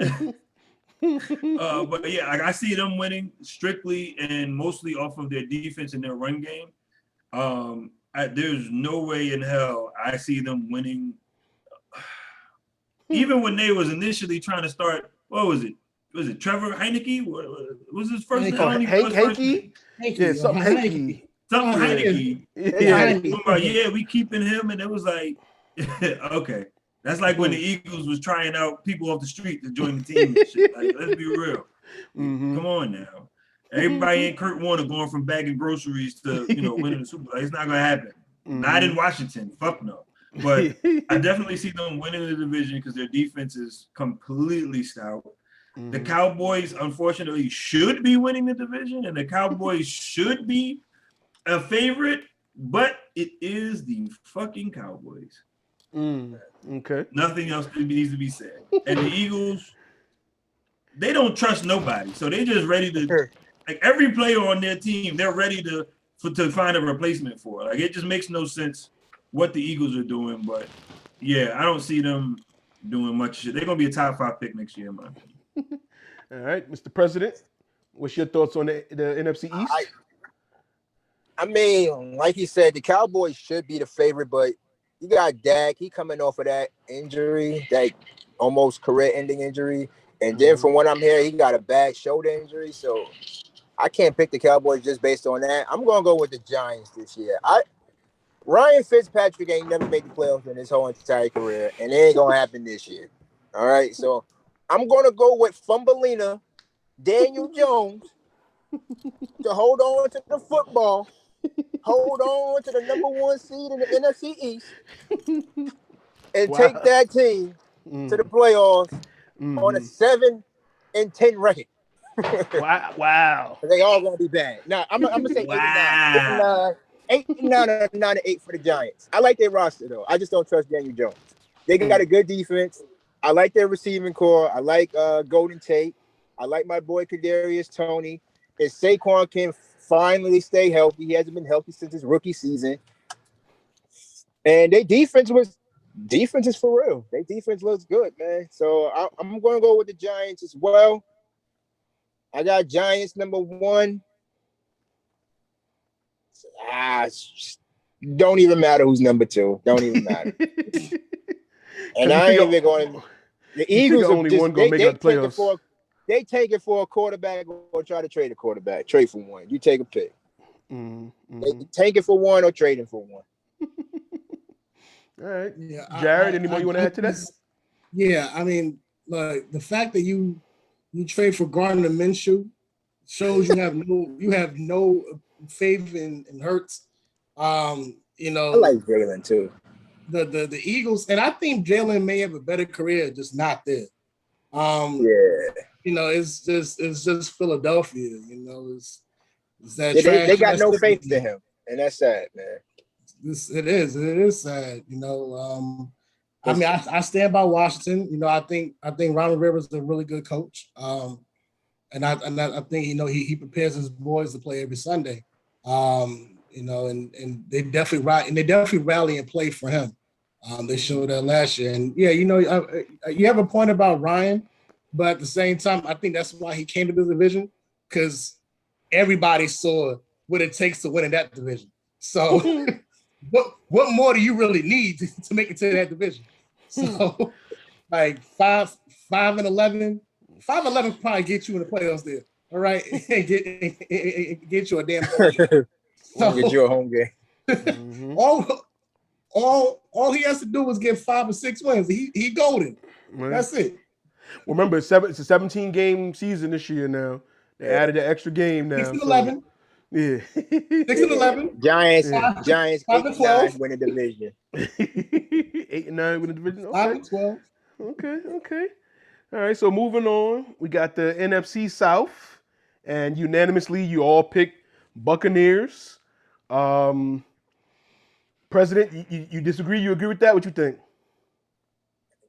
Ain't got no choice. They got Brady. Oh, okay. That was easy. I'm gonna go. I go Bucks 1. Mm-hmm. I'm gonna go Saints 2. Saints gonna be a lot better than what people think, though. People sleeping on the Saints, but they're gonna be a lot better than what people think. If Sean Payton can win 6 games with Teddy Bridgewater and win 3 games with Taysom Hill, he can do it with Jameis too. Jameis is better than both. I don't care if he did throw 40 interceptions in one season. Listen, that was just one season, man. He had that LASIK eye surgery now. He got the LASIK. You know what I'm saying? Vision is right. So we're gonna see. He's on it now. Chris, what's your thought? I'm sorry, President. The Panthers got Sam Darnold. Mm-hmm. Yeah, the Panthers, they got Sam Darnold. I mean, you could take him out of the Jets, but you can't take the Jets out of him. So that's going to carry over. Okay. A little bit of JETS there. The Jet syndrome. He done brought the Jet stink into that locker room. So they will go 8-13. Whew, that sounds horrible. That's it. Okay. And who else? The Falcons. Yeah. You don't even care. I mean, yeah. I mean, they're gonna be better than the Panthers. They're gonna be better than the Panthers. That's all I can say. Oh, okay. I like Kyle Pitts though, man. I like Kyle Pitts, man. Like Kyle Pitts. That boy, he gonna be a top tight end in this league. Book it. It's booked. It's recorded. It's all recorded. Locked in. Yeah, we got you. If it doesn't happen, edit it. Oh, okay. All right, I got you. Sound like Jared. Chris, what's your thoughts on that division? Yeah, Bucks is definitely number one. Like, okay. I feel like that's the same shit as with the Chiefs. Like the Bucks is stamped at number one in that division. Unpopular pick. I got the Panthers actually being number two. Okay. Sam Darnold's going to be much better than everybody disrespected him for. Adam Gase is a cancer to quarterbacks. Look at what Ryan Tannehill did. As soon as he left, all of a sudden now Ryan Tannehill is in the top 100 in the league. You fucking kidding me? Ryan Tannehill? So no, I got Panthers being number two, and then Saints and Falcons. I think Saints are going to try and push the ball down the field a lot more than what they're used to, and I don't see that as being Sean Payton's game plan. Like that's never been his game plan. You could say it was because he had Drew Brees, but you know, before Drew Brees got older, he had a lively arm, and they still was more of a 10 to 15 yard per play type team and run the ball. Their defense is good. It's going to be a matter of seeing if their defense can hold it. What's his face is getting old. What's the dude name on the D line? Fuck. Jordan Cameron. Cam Jordan. Cam Jordan. Cam Jordan. He getting old. He ain't gonna be able to. I don't feel like he's gonna have the same impact as he has every other year. Like it's gonna time going to catch up to that motherfucker. I love Marshawn Lattimore, so I'm not gonna say nothing bad about him. I feel like he's definitely a top 5 corner in the league, hands down. So I love everything about him. But their linebackers are okay. Like nothing stands out on that team outside of that. It's going to be a heavy Demario Davis? Huh? Demario Davis? I mean, he's okay. He's okay. Like he was a Jet. He ain't do shit on the Jets. Now all of a sudden he's a new person on the Saints. He's still the same person. I'm gonna call you Clay. Right. So when you say the Panthers are going to be number two, are you saying the number 2 pick in the draft? Or the number 2? I just want to make, or the number 2 in turnovers. Which one we? Panthers are going to be the second best team in that division. Oh God. The Falcons are going to be like number 2 pick in the draft as they try and get a quarterback so they can get rid of Matt Ryan old ass. Get the clarity on that. We got the clarity on that. Go ahead, Jared. Yeah, stamp that. I definitely have to agree with the president. Chris needs to be drug tested. This man said the Panthers. Oh my God! Look, the reason why Ryan Tannehill is even in the top 100 is because of that damn Derrick Henry and they don't got Derrick receiving core like Brown. You're right. They got a Christian McCaffrey. I was gonna say they got CMC. Look, yeah, he got paid. Where's he? I don't care. He got paid. Look, I don't care if it's CMC, CDC, Run DMC, CPR, DMC, RNC. It don't matter what C's there. The Panthers ain't doing shit, man. And then now that Tannehill has freaking Julio. No, of course, but he's caking now. He's coasting. The same thing as Teddy Bridgewater. Don't fuck up the ride. That's it. That's it. Don't fuck up the Ferrari. That's all you gotta do. He don't gotta do shit except short pass. Like just leave it up there. That's it. Like Brady already said, the offense gets all the stuff. He ain't gotta do much. Just don't crash the car. That's it. He don't have to work hard. His job is very easy. That's why he's at the top 100. Because his receivers make him look good. His tight end makes him look good. His running back makes him look receivers in the 100. They had 2 receivers in the top 100. Yeah, well, see, because of Brown and Julio, but I would not put Julio there, but I beg to differ. No, they had Corey Davis and AJ Brown. That was his 2 receivers last year. Okay. Yeah. Like they all made him look good. That's why. Just don't crash the ride. That's all you gotta do. All you gotta do. Take it slow. Take it slow. Take your time. All right, we got 2 more divisions left, and this is where it's gonna get interesting. Let me get a glass of water, Guru. Yeah, go get you a sip. Get you a sip. Give me a couple. Nobody can see you. Nobody can see you. You're good. Yeah, right. Let me go get a glass. You know what I mean? Glass of that. Let me get a glass of that nice H2O you got behind you. Yeah. The finest boss. You know what I'm saying? So we about to go first to the NFC North. Home of the president's favorite team. Let's get it.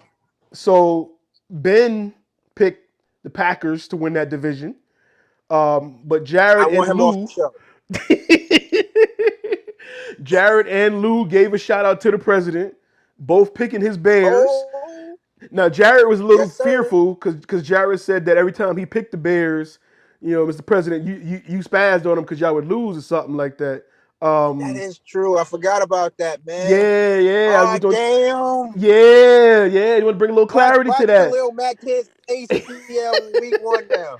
Yeah, Jared mentioned that as well. He said every time he picked them, you got mad because y'all didn't do too good. So he picked them to win the division. So now let me ask you: Do you feel like it's gonna hurt it now? The chances? What you think? Or you still riding with your boys? Done jinxed it, but you know what? It ain't gonna matter. Okay. We still gonna win a division. Okay. And we gonna run through that little girl who plays in Green Bay, number 12. All he did all off season was crying on vacation. I ain't gonna lie, I'm hating because I want to do that too. All right, but I want to go swing in the jungle with those fishes and all that stuff he was doing. But still, did all that crying for no reason. But my Chicago Bears, this is the first time since I would say about 2018 when I honestly looked at the Bears roster and I said, I like it. I like it. You know, we got rid of all the little young receivers who didn't develop. We got rid of Anthony Miller. We replaced him with 49er, the former 49er, Marquise Goodwin. We got rid of the guy who Javon Wims. Everybody knows Javon Wims. He dropped a touchdown, easy one in the Saints playoff game. We replaced him with Demare Bird. We got Brashard Bateman, the former Raven. Brashard Perriman. And I ain't gonna lie, our secondary is ass cheeks, but very ass cheeks. I'm gonna be honest. Offensive line tackle not looking too good. But this is what's gonna happen. We're gonna be 5-4. 5-4. Andy Dalton gonna lead us to 5-4. Okay. And then it's gonna happen in week 10. We take off the blazer, loosen up the tie, step inside the booth. Justin Fields is alive. And on November 21st, let the church say amen. It all begins. Okay. Justin Fields, baby. Let's get it. And who do y'all play on November 21st? 11-6, November 21st. Book it. Easy Dub City. What game is that? Who do y'all play? Is that in Chicago or is that in Baltimore? Chicago. Is it Chicago? That might be 40-13. Baltimore, 40-13. Right. Baltimore, you're right. 40-13. Yeah, y'all don't got a running back. Y'all don't got a receiver. Y'all got old khaki pants out there. He ain't gonna do nothing. Khaki pants. He ain't gonna do nothing. I already see 12 wins on our schedule. I see 12. Rams, dub. Bengals, dub. Who else? Oh, Browns, dub. Lions. Oh, that's 2 dubs right there. That's 2. We put those 2 down right now. Okay. Vikings. Vikings. Dub. Okay. Who else we play? Who else? Steelers. Packers. I ain't gonna lie. Aaron gonna get us at least once. Oh, okay. He gonna get us. Steelers. He gonna get us on the Andy Dalton game. Steelers. Oh, we are still. Yeah, they gonna get us too because Andy Dalton he gonna wet the bed on that one too. Steelers gonna beat us. And that's it. That's the only losses I see on my team. We might run the tables. So Justin gonna come in and be undefeated as a starter. That's what you saying? No, he gonna lose. He gonna lose too. Okay. I'm gonna give him the. We gonna lose to the Seahawks. We gonna lose to the Seahawks. Okay. We gonna lose to the Seahawks. That's the game I need y'all to win that one. Come on, I need y'all to win that one. We gonna lose that one. So then put Dalton back in the top. We gotta play against the 12th man. He gonna lose that. That's the one I need y'all to win. That's all I care about. They gonna go crazy in there, boy. Help a brother out, man. Yeah, we gonna lose that one. That one was in Chicago. I'll say easy dub, but okay. That's in Seattle. Yeah, that's an L. That's an L. All right. Well, thanks for nothing. Okay. Chris, how you feel about whoever's 2, 3, and 4 don't even matter. I figured you was gonna say that. 2, 3, and 4 don't even matter. You don't even care. No doubt, Chris. How you feel about that division and El Presidente's Bears? Yes, sir. What you think, Chris? Yes, sir. With your 49 and a half. We getting in next. So I'm gonna just ask, Jared, was you expecting that when you was trying to throw him a bone and say Bears was going? Was you expecting that? No, but actually, yes, I kind of did because I know how petty he is. But at the same time, I know how petty he is. But at the same time, I still think they're going to win the division. But I also expected the petty. Okay, as long as you knew what was coming, because if I could bet $100 on that, I would not make money because that was the favorite. So Packers are definitely winning the division. They're not. I actually like the Bears team, and I think on the show last year, I think you was on it with me. One of the shows that I was on, I even like the Bears with Mitchell Trubisky. The quarterbacks isn't the issue. It's Nagy. Point blank, period. As long as he is y'all coach, y'all will not win that division. Point blank, period. The division with him. You said what? We won the division with him. 2018. I was gonna say, how long ago was that? That was a long. It was a while. Yeah, we made it to the playoffs. Winning. Y'all not winning with Nagy as y'all coach. His last year, literally y'all best game plan was play action and then play action pass. Run the ball, play action, pass. Y'all have a workhorse and a running back, and then y'all have a change of pace down running back as long as Tariq Cohen can stay healthy. But he can't. Y'all didn't utilize it. Y'all have a beast of a tight end in Cole Kmet. Like last year, y'all had 8 tight ends. Run the ball, run play action. It was perfectly made for y'all. Y'all have one of the most underrated wide receivers in the league in Robinson, who definitely deserves to get way more credit than he does. And his girl is bad. He does. But it's and then he's doing it with all of these stupid ass plays or these quote unquote bad quarterbacks. Y'all defense can't keep shouldering the load. Like you said, y'all DBs are trash. Y'all trash. Y'all rookie last year was actually very good, but he's not ready for the number 1 role. He's not. I agree. So that's gonna be your main problem. Aaron Rodgers is gonna fucking carve y'all the fuck up. Aaron Rodgers is gonna carve y'all the fuck up. I said he gonna get us one game. He gonna get us on the Andy Dalton game. I ain't gonna lie. The only way they lose the second game is if he don't play. I'll give you that. If they already got the playoffs in the bag and they're like, we're gonna rest everybody. Y'all can have it. He might not play. But the Vikings, trash. I agree. I don't know why. Listening to all these different shows and everybody's real high on the Vikings. I don't see it. Like, I don't see it at all, honestly. Yeah, the Lions is top 2 pick next year, so that's what you're gonna get. Jared Goff ain't Jared Goff. Like, fuck out of here. But here's the thing: the reason why we only could run play action boot is because Mitch was only accurate between 5 to 10. So you can't stretch the field when your quarterback is overthrowing the receivers by like 15 yards. You got Darnell Mooney. You Google Darnell Mooney open on plays, and you're gonna see how many times the ball is selling over his head. I'm like, come on, man. You right, but getting Nick Foles statue ass was the better option. You're right. He wasn't. I said that on the first show that we did. When they was like, you got Nick Foles, I said, he's trash. And then I think Guru was like, oh, he's better than Trubisky. I said, no, he's not. He's trash. Not for what y'all offense could have been. Yeah, but my rebuttal. Oh, my bad. Go on, President. Yeah, but this year's gonna be different. We got Andy Golton.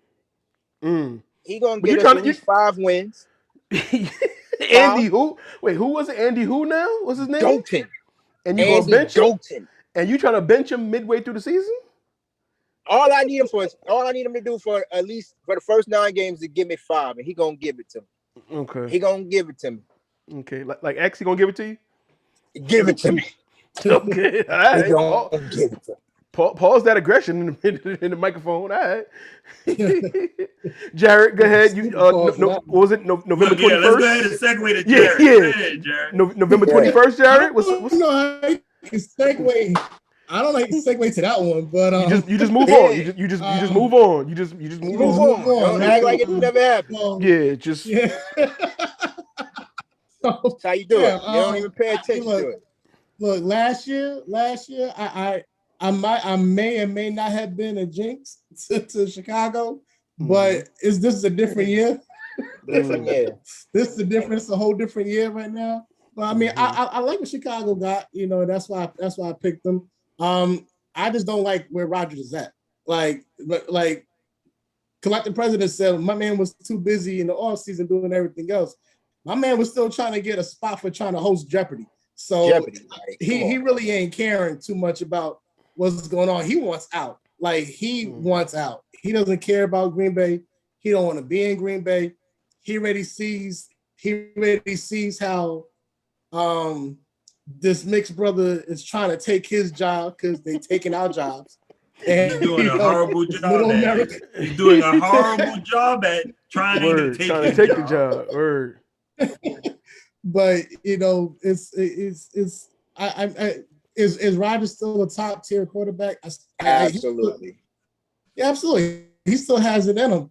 But again, it's about his emotions. Like he like I said, he wants out. And like that was Jared froze. Jared froze. The internet, no, he was talking that bullshit. He was about to say something crazy. Well, now I got to edit this out. He's about to say something crazy. See, look, that's Alex. That's Alex saying don't ever disrespect being the host on Jeopardy. I rest Alex's soul. Oh, yeah, man. he was like, yo, you talking reckless about the Jeopardy host. Word. Oh, man. What if he's still talking and he don't know he's frozen? He going in. He going in right now. He's about to say something crazy. Go ahead. Yeah, I mean, I'm still gonna say something crazy, but I was saying, Aaron Rodgers, huh? Yeah. Just go. Like, did I? Just froze for a second. Just go. Aaron Rodgers, he's too worried about everything else. Even the whole thing of him trying to get his deal restructured it's all about trying to sub just to get him out, just to get him out of the next year. Like Rodgers don't want to be there, and I don't think he really cares how far this team goes. He doesn't want to be like Favre, which is exactly what he was in. Like the old guy getting replaced by the new guy. Now, granted, yes, the 2 quarterbacks that came in, the quarterbacks that come under him are not going to be on the same level as Aaron Rodgers, but at the same time, I just think he just wants out, and he doesn't really care about what's going on. He just playing the season because contractually he needs to play the season. Yeah, I just like what Chicago's doing. Nobody cares about Detroit, and nobody cares about the Vikings. The Vikings have a nice receiving core, with Thielen, but and Dalvin Cook, so they have a nice offense stuff. But Justin Jefferson. Yeah, they have a nice offense, but they have no quarterback and they have no defense that's competitive enough to get them even to be a thought. But any of those two teams could be the NFC East front runner. However, they don't play there, so that's just what it is. Unfortunately. All righty, and last but most certainly not least, the NFC West. Now, Ben and Lewis both picked the Seattle Seahawks. Jared, you picked the San Francisco 49ers. Thank you for that. There'll be a little bonus in your envelope this month. Christmas bonus, I got you. Oh, you're right. So you get an extra percentage of what you usually get on top of that. You know what I mean? I take care of my peoples. I am a 49ers fan. I am a 49ers fan. But like I said, I'm trying to remain as biased as possible. So I got my man Chris here, who also is a 49ers fan. And so you mean unbiased? You trying to remain unbiased? I'm trying to be unbiased. I'm going to be completely biased. Do what you do, and talk about it. How you feel about those picks they made? So those other two are crazy. Y'all talking about am I on drugs? Are they on drugs? What have they added to make their team better? I don't know. Mm-hmm. They haven't added anything to make their team better. Their offensive line is still trash when you look at it on paper. And then when you see it in the game, it's going to be horrible. Mm-hmm. DK Metcalf ain't surprising nobody this year. Everybody knows he's a freak of nature. He's a monster. He's probably going to get double coverage. Mm-hmm. That means Tyler Lockett's going to get a lot of one-on-one. Mm-hmm. And I don't even know who the other guy is. But you got Hollister as their tight end, or who's the other tight end? No, they signed Gerald Everett, that's their tight end, I think. Gerald Everett, yeah. The dude from the Rams, which he only going to show up he only going to really want to play when they play the Rams because he's trying to get them back. Like, oh, y'all disrespected me. Matt Stafford was a very good fucking pickup for the Rams. I'll give him that. I would have been perfectly happy taking him myself. That's a very good pickup for them. But who the fuck is he throwing it to? Cooper Kupp can't stay healthy. Was it Josh Reynolds? Is he even still on the team? Nah, they got Robert Woods. He's pretty good. He can't stay healthy either. Robert Woods. They got Deshaun Jackson. He'll make a play once every 5 games. Deshaun Jackson gonna make a play once every year because that's all he ever played. Like he's the most hurt, explosive player in the world because he never played. Their defense is their defense. I'll give them all the credit in the world. Mm-hmm. Aaron Donald is still by far, to me, hands down, the best player in the league, point blank, period. Mm-hmm. And for me, I remember when that was a real close between him and Khalil Mack. Like, literally, it's Aaron Donald. That year, Khalil Mack won, like, basically made the Pro Bowl in 2 different fucking positions was unreal to me. Like, unfucking real to me. But Aaron Donald is by far the best player in the league, hands down. Mm-hmm. And Jalen Ramsey is Jalen Ramsey. He's going to lock down one entire side of the field. Like, just don't throw it over there. Mm-hmm. Or whenever you see, if he moves, just, all right, we're going to reverse the play, guys. But, yeah, last year was a fucked up year. Injuries galore for the 49ers. We had to play 2 fucking weeks back to back in fucking MetLife. Like, on fuck that stadium. Field. Yeah. Word. Fucked up everybody on the team. And, you know, hopefully we get smart and we start trailing. Hopefully. But it's not looking like it. So we got to deal with Jimmy because everybody's going on that fucking stupid statistic of, 75% of the games he starts, he wins. Mm-hmm. Fuck that. He looks horrible when he wins, though. Like, it's not like we're winning because of him. But I still have the 49ers winning the division, hands down. I feel like the Seattle Seahawks are going to be second, but it's not going to be close. I don't I feel like the Cardinals are just trying to add names to the team, but that's it. There's no cohesiveness. J.J. Watt is going to be a problem, but now Chandler Jones don't want to play because you ain't pay him. And he was a much better pass rusher last year than J.J. Watt. So if I was him, I'd be feeling the same way. Like, fuck him, you should have paid me. But we'll see. Their defense, leaves a lot to be, look forward to as far as secondary goes. Isaiah Simmons should be a monster. I think they're keeping him at linebacker this year. So that's going to be very interesting to see as far as what they do with that. But, yeah, 49ers are going to run away with it by far, no injuries. President, what's your thoughts? Because you already had a rebuttal you wanted to say about so go ahead. Seahawks. Cut his mic off. They got Russ. Listen, I think the 49ers could win a division because what I saw from that from their dress rehearsal game in game 3, right? So if they run that offense that they was running in game 3, and they pretty much ran the North Dakota State offense for Trey Lance. Now, if they could run something like that with Trey Lance and start him, and they control the clock and, do all that running, they kind of they'll be like the NFC version of the Baltimore Ravens. And you keep your defense off the field, run the ball, and you got Trey Lance running that zone read option stuff, and you don't force him to be a pocket passer. He's not ready to be a pocket passer. He's not. He's just not. If you force him to be a pocket passer, I'm telling you right now, he's gonna look like Deshaun Kaiser. He's gonna look like Kaiser. Jesus, you're so disrespectful. Dog, he said Deshaun Kaiser. If you keep that man as a straight pocket passer, he will be Deshaun Kaiser. He couldn't even recognize a simple cover 2 zone. Couldn't even recognize it. He almost threw 2 picks on that play. I was like, what is he doing? Like, I'm watching the team. I'm like, that's cover 2 zone, the corner sinking. Why are you throwing the curl route? Throw it to the flat. Let your back make a play for you. But Jimmy Goat, you got to get some respect to Jimmy Goat because last time I checked, the only time y'all win is when he's in. I'm just saying the fact. I mean, y'all had what's the other kid named Mullins? Trash. He was and just got cut. So keep on going. Keep on going. Who else y'all had? Squad. So keep on going. The guy the immortal CJ Beathard, who y'all took over Patrick Mahomes and Deshaun Watson.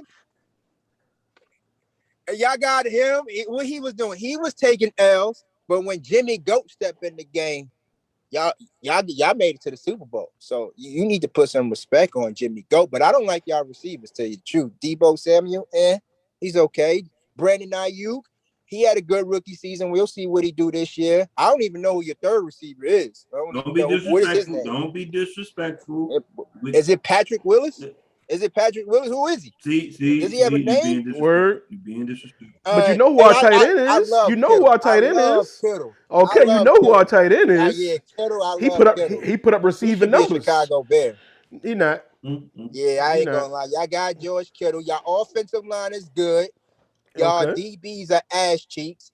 Your D line is suspect. Whoa! You are disrespectful. Look, y'all lost. How many people y'all lost from y'all D line? Y'all lost DeForest Buckner. That says it all. Top 100 player. And y'all take Eric Bosa's top 100. Really? Huh? We still got Bosa's top 100. He wasn't top 100 last year. Why? But he is now. No, he's not. How is he is now? He's on the list last year. And Big Fred Warner is top 100. No, we have 4 people in the top 100 this year. Yeah, y'all Super Bowl year. It was Fred, Kittle, Bosa, and Bosa was not top 100 last year. I'm talking about this year. I'm talking about this year. How is he top 100? They don't have a top 100 yet. They picked it. They NFL.com picked it. NFL.com picked the top 100. Yes, they did. I posted it on Instagram. Yeah, Kittle was on there, but Bosa wasn't on there. Yes, Where y'all find this guy? Where did y'all find this guy? We had 4 people in the top 100. No, you did. You had 2. You had because both Bosa brothers was on there. I remember because I reposted it. Both Bosa brothers was made the top 100. No way. Yes. Where did y'all find this guy? What? How did Bosa make it? He played a half a game. I didn't pick, sir. I didn't pick Where it. did y'all But I'm not find arguing it. He played a half a game and made the top 100. That's just ridiculous. Hey, fam. But continue. What was your point? Go ahead. Keep going if you had some other I points don't to make. like I said, I don't. Receiving core leaves a lot to be desired. Offensive line is pretty good. Tight end is super great. I love Kittle. I wish he was a Bear. I really do. He wished he was a Bear too. But he's not, so get over it. But he's not. I'm sad. I'm sad about that. Yeah, it happens. Can't even name a Bear quarterback with a winning record. Don't nobody want to play with no damn Bears. I mean, y'all got to have a coach with a winning record, though. Your coach is 29-35 last time I checked, but that ain't none of my business. I don't even know why I brought that up. With one winning season under his belt. What's your coach? With one winning season under his belt. What's up with that? What's good with that? Okay, Nagy. Talk to me, Chris. Why he only got one winning season under his belt? Because of injuries last year. Thank you. Injuries last year. That's why that season dropped him under 500. I'm sorry, but in that one winning season, I do recall a Super Bowl berth. Who was your quarterback? But who was also there? We had a lot of people playing defense too. We had a lot of people playing defense too. That got injured last year. That got injured. Team that y'all had was DeForest Buckner on that roster? Was Bosa on that roster? Was Mostert there? Debo was healthy. Them guys was healthy. When they're healthy and the team is healthy, we ball out. Okay. When the team, let me ask you a question. I said I was gonna be quiet. I said I was gonna stay quiet. But when the team is healthy, we win. When the team is healthy, we win. That's common sense. On your roster that had 1,000-yard season. Name one. We was playing by committee. We played about 3-4 running backs. So you can't name one. We played by committee. We played by committee. Receiver on your roster. We also ran a lot of jet sweeps and things with our receivers. 1,000 yards for the Bears? David Montgomery. When? Last season, you better check them stats. Ain't no Raheem Mostert. My man Kittle had 1,000 yards. 1,000-yard receiver on that roster. I wait. Kittle. I'm still waiting. Y'all let me know when y'all got one. George Kittle. He didn't. George Kittle's not a receiver. He's a tight end. He's a receiver. He's a receiver. He's a receiving tight end. He's like a stretch four in the NBA. Name one wide receiver. You said receiver. If he receives the catches, he is a receiver with a record-breaking year. He's naming all of the one thing that the Bears got. He's naming all the one thing that the Bears got. Name one guy on your team that had more than 5 sacks last season. Name one guy on your team had injuries. that had a winning record as a quarterback. What quarterback on the Bears had a winning record in the last, I don't know, how many? Trubisky. What are you talking about? He had a winning record. When? He has 29 and 22 his last 3 seasons. Check last year. What was his record? Last year he went 6-3 as a starter. No fucking way. We made it to the playoffs. How you gonna say no? He won 6 of the 8 games that we played. Absolutely. Un momento. Well, while you're doing that, yeah, go ahead, Jared. Go ahead, Jared. Wait, Jared freezing again. See, Jared freezing again. Thank y'all. This was definitely as enjoyable as I thought it would be. Definitely appreciated it. We gonna definitely come back and see, what we was right on, what was wrong on. We gonna come back with some of these predictions and some of the things. Because Jared also picked a score. He had a score for the Super Bowl. I think he had his Ravens going there and winning it. Yeah, he did that. He did. I can't get mad at him. I mean, I'll pick the Bears. I'm so it's only right I'm picking the Niners to go back to the Super Bowl and you know what I'm saying, rewrite the course. I might as well. Revenge tour? Are we doing revenge tour right I'm not hashtagging it nothing. I'm not giving it a title until afterwards we find out what the title was, like The Last Dance. Oh wait, now Jared want to come back in. He gonna want to talk. We not talking. We just wrapping up. I'm not putting no tag on it. I'm not putting no man. hashtag, no I want that title. revenge tour too. No, it's the 2021-22 season. It's gonna be what it's gonna be. I'm not putting no title on it, no nothing. We just gonna play it out. We're gonna see what happens. We gonna do Trey area. one quarterback, two quarterbacks, the young dude, the old dude. We don't know yet. But we just gonna make it happen. Our next draft pick gonna be straight out of Bishop Sycamore. You know what I'm saying? We're gonna get the next top pick out of there. We're gonna ball out. Jared, I know you got a point, but put it in the caption because time running out and you be running on. Thank everybody for watching. Thank everybody for watching. Thank everybody for listening. Bosa was not a top 100. No, thank everybody. Yes, he was. It was not. I'm trying to tell you right quick. But why you say it? I said don't say it. Fred Warner. We had Ford Warner, Kittle. Oh, Trent Williams. It was Warner. Okay. Fred Warner, Trent Williams, Kittle, and Juice Check. So fine. Either way, we Kittle got was more top players 100. there than the Bears do. And when he's healthy, he's top 100. Okay. The whole point was last year injuries. We didn't get to do what we did. When we healthy as a team, it's unfortunate that Jimmy gets all that credit as a team. When we are all healthy, Debo, Mostert, Kittle, when everybody's healthy, Bosa, everybody's healthy, we win. So we're going to see what happens then. See y'all in January, February. We're going to talk about it all over again. A whole bunch of excuses. Even midway. Hey, listen, it is what it is. Facts is facts. Gang. Facts is facts, baby. Facts is facts. We're going to do better than the Bears, I'll tell you that much. And I'll holler at y'all. Thank you for everybody watching. Comment below, all that good stuff. And we'll see y'all when NBA season starts or something like that. Maybe, I don't know. All right? Later. Hey.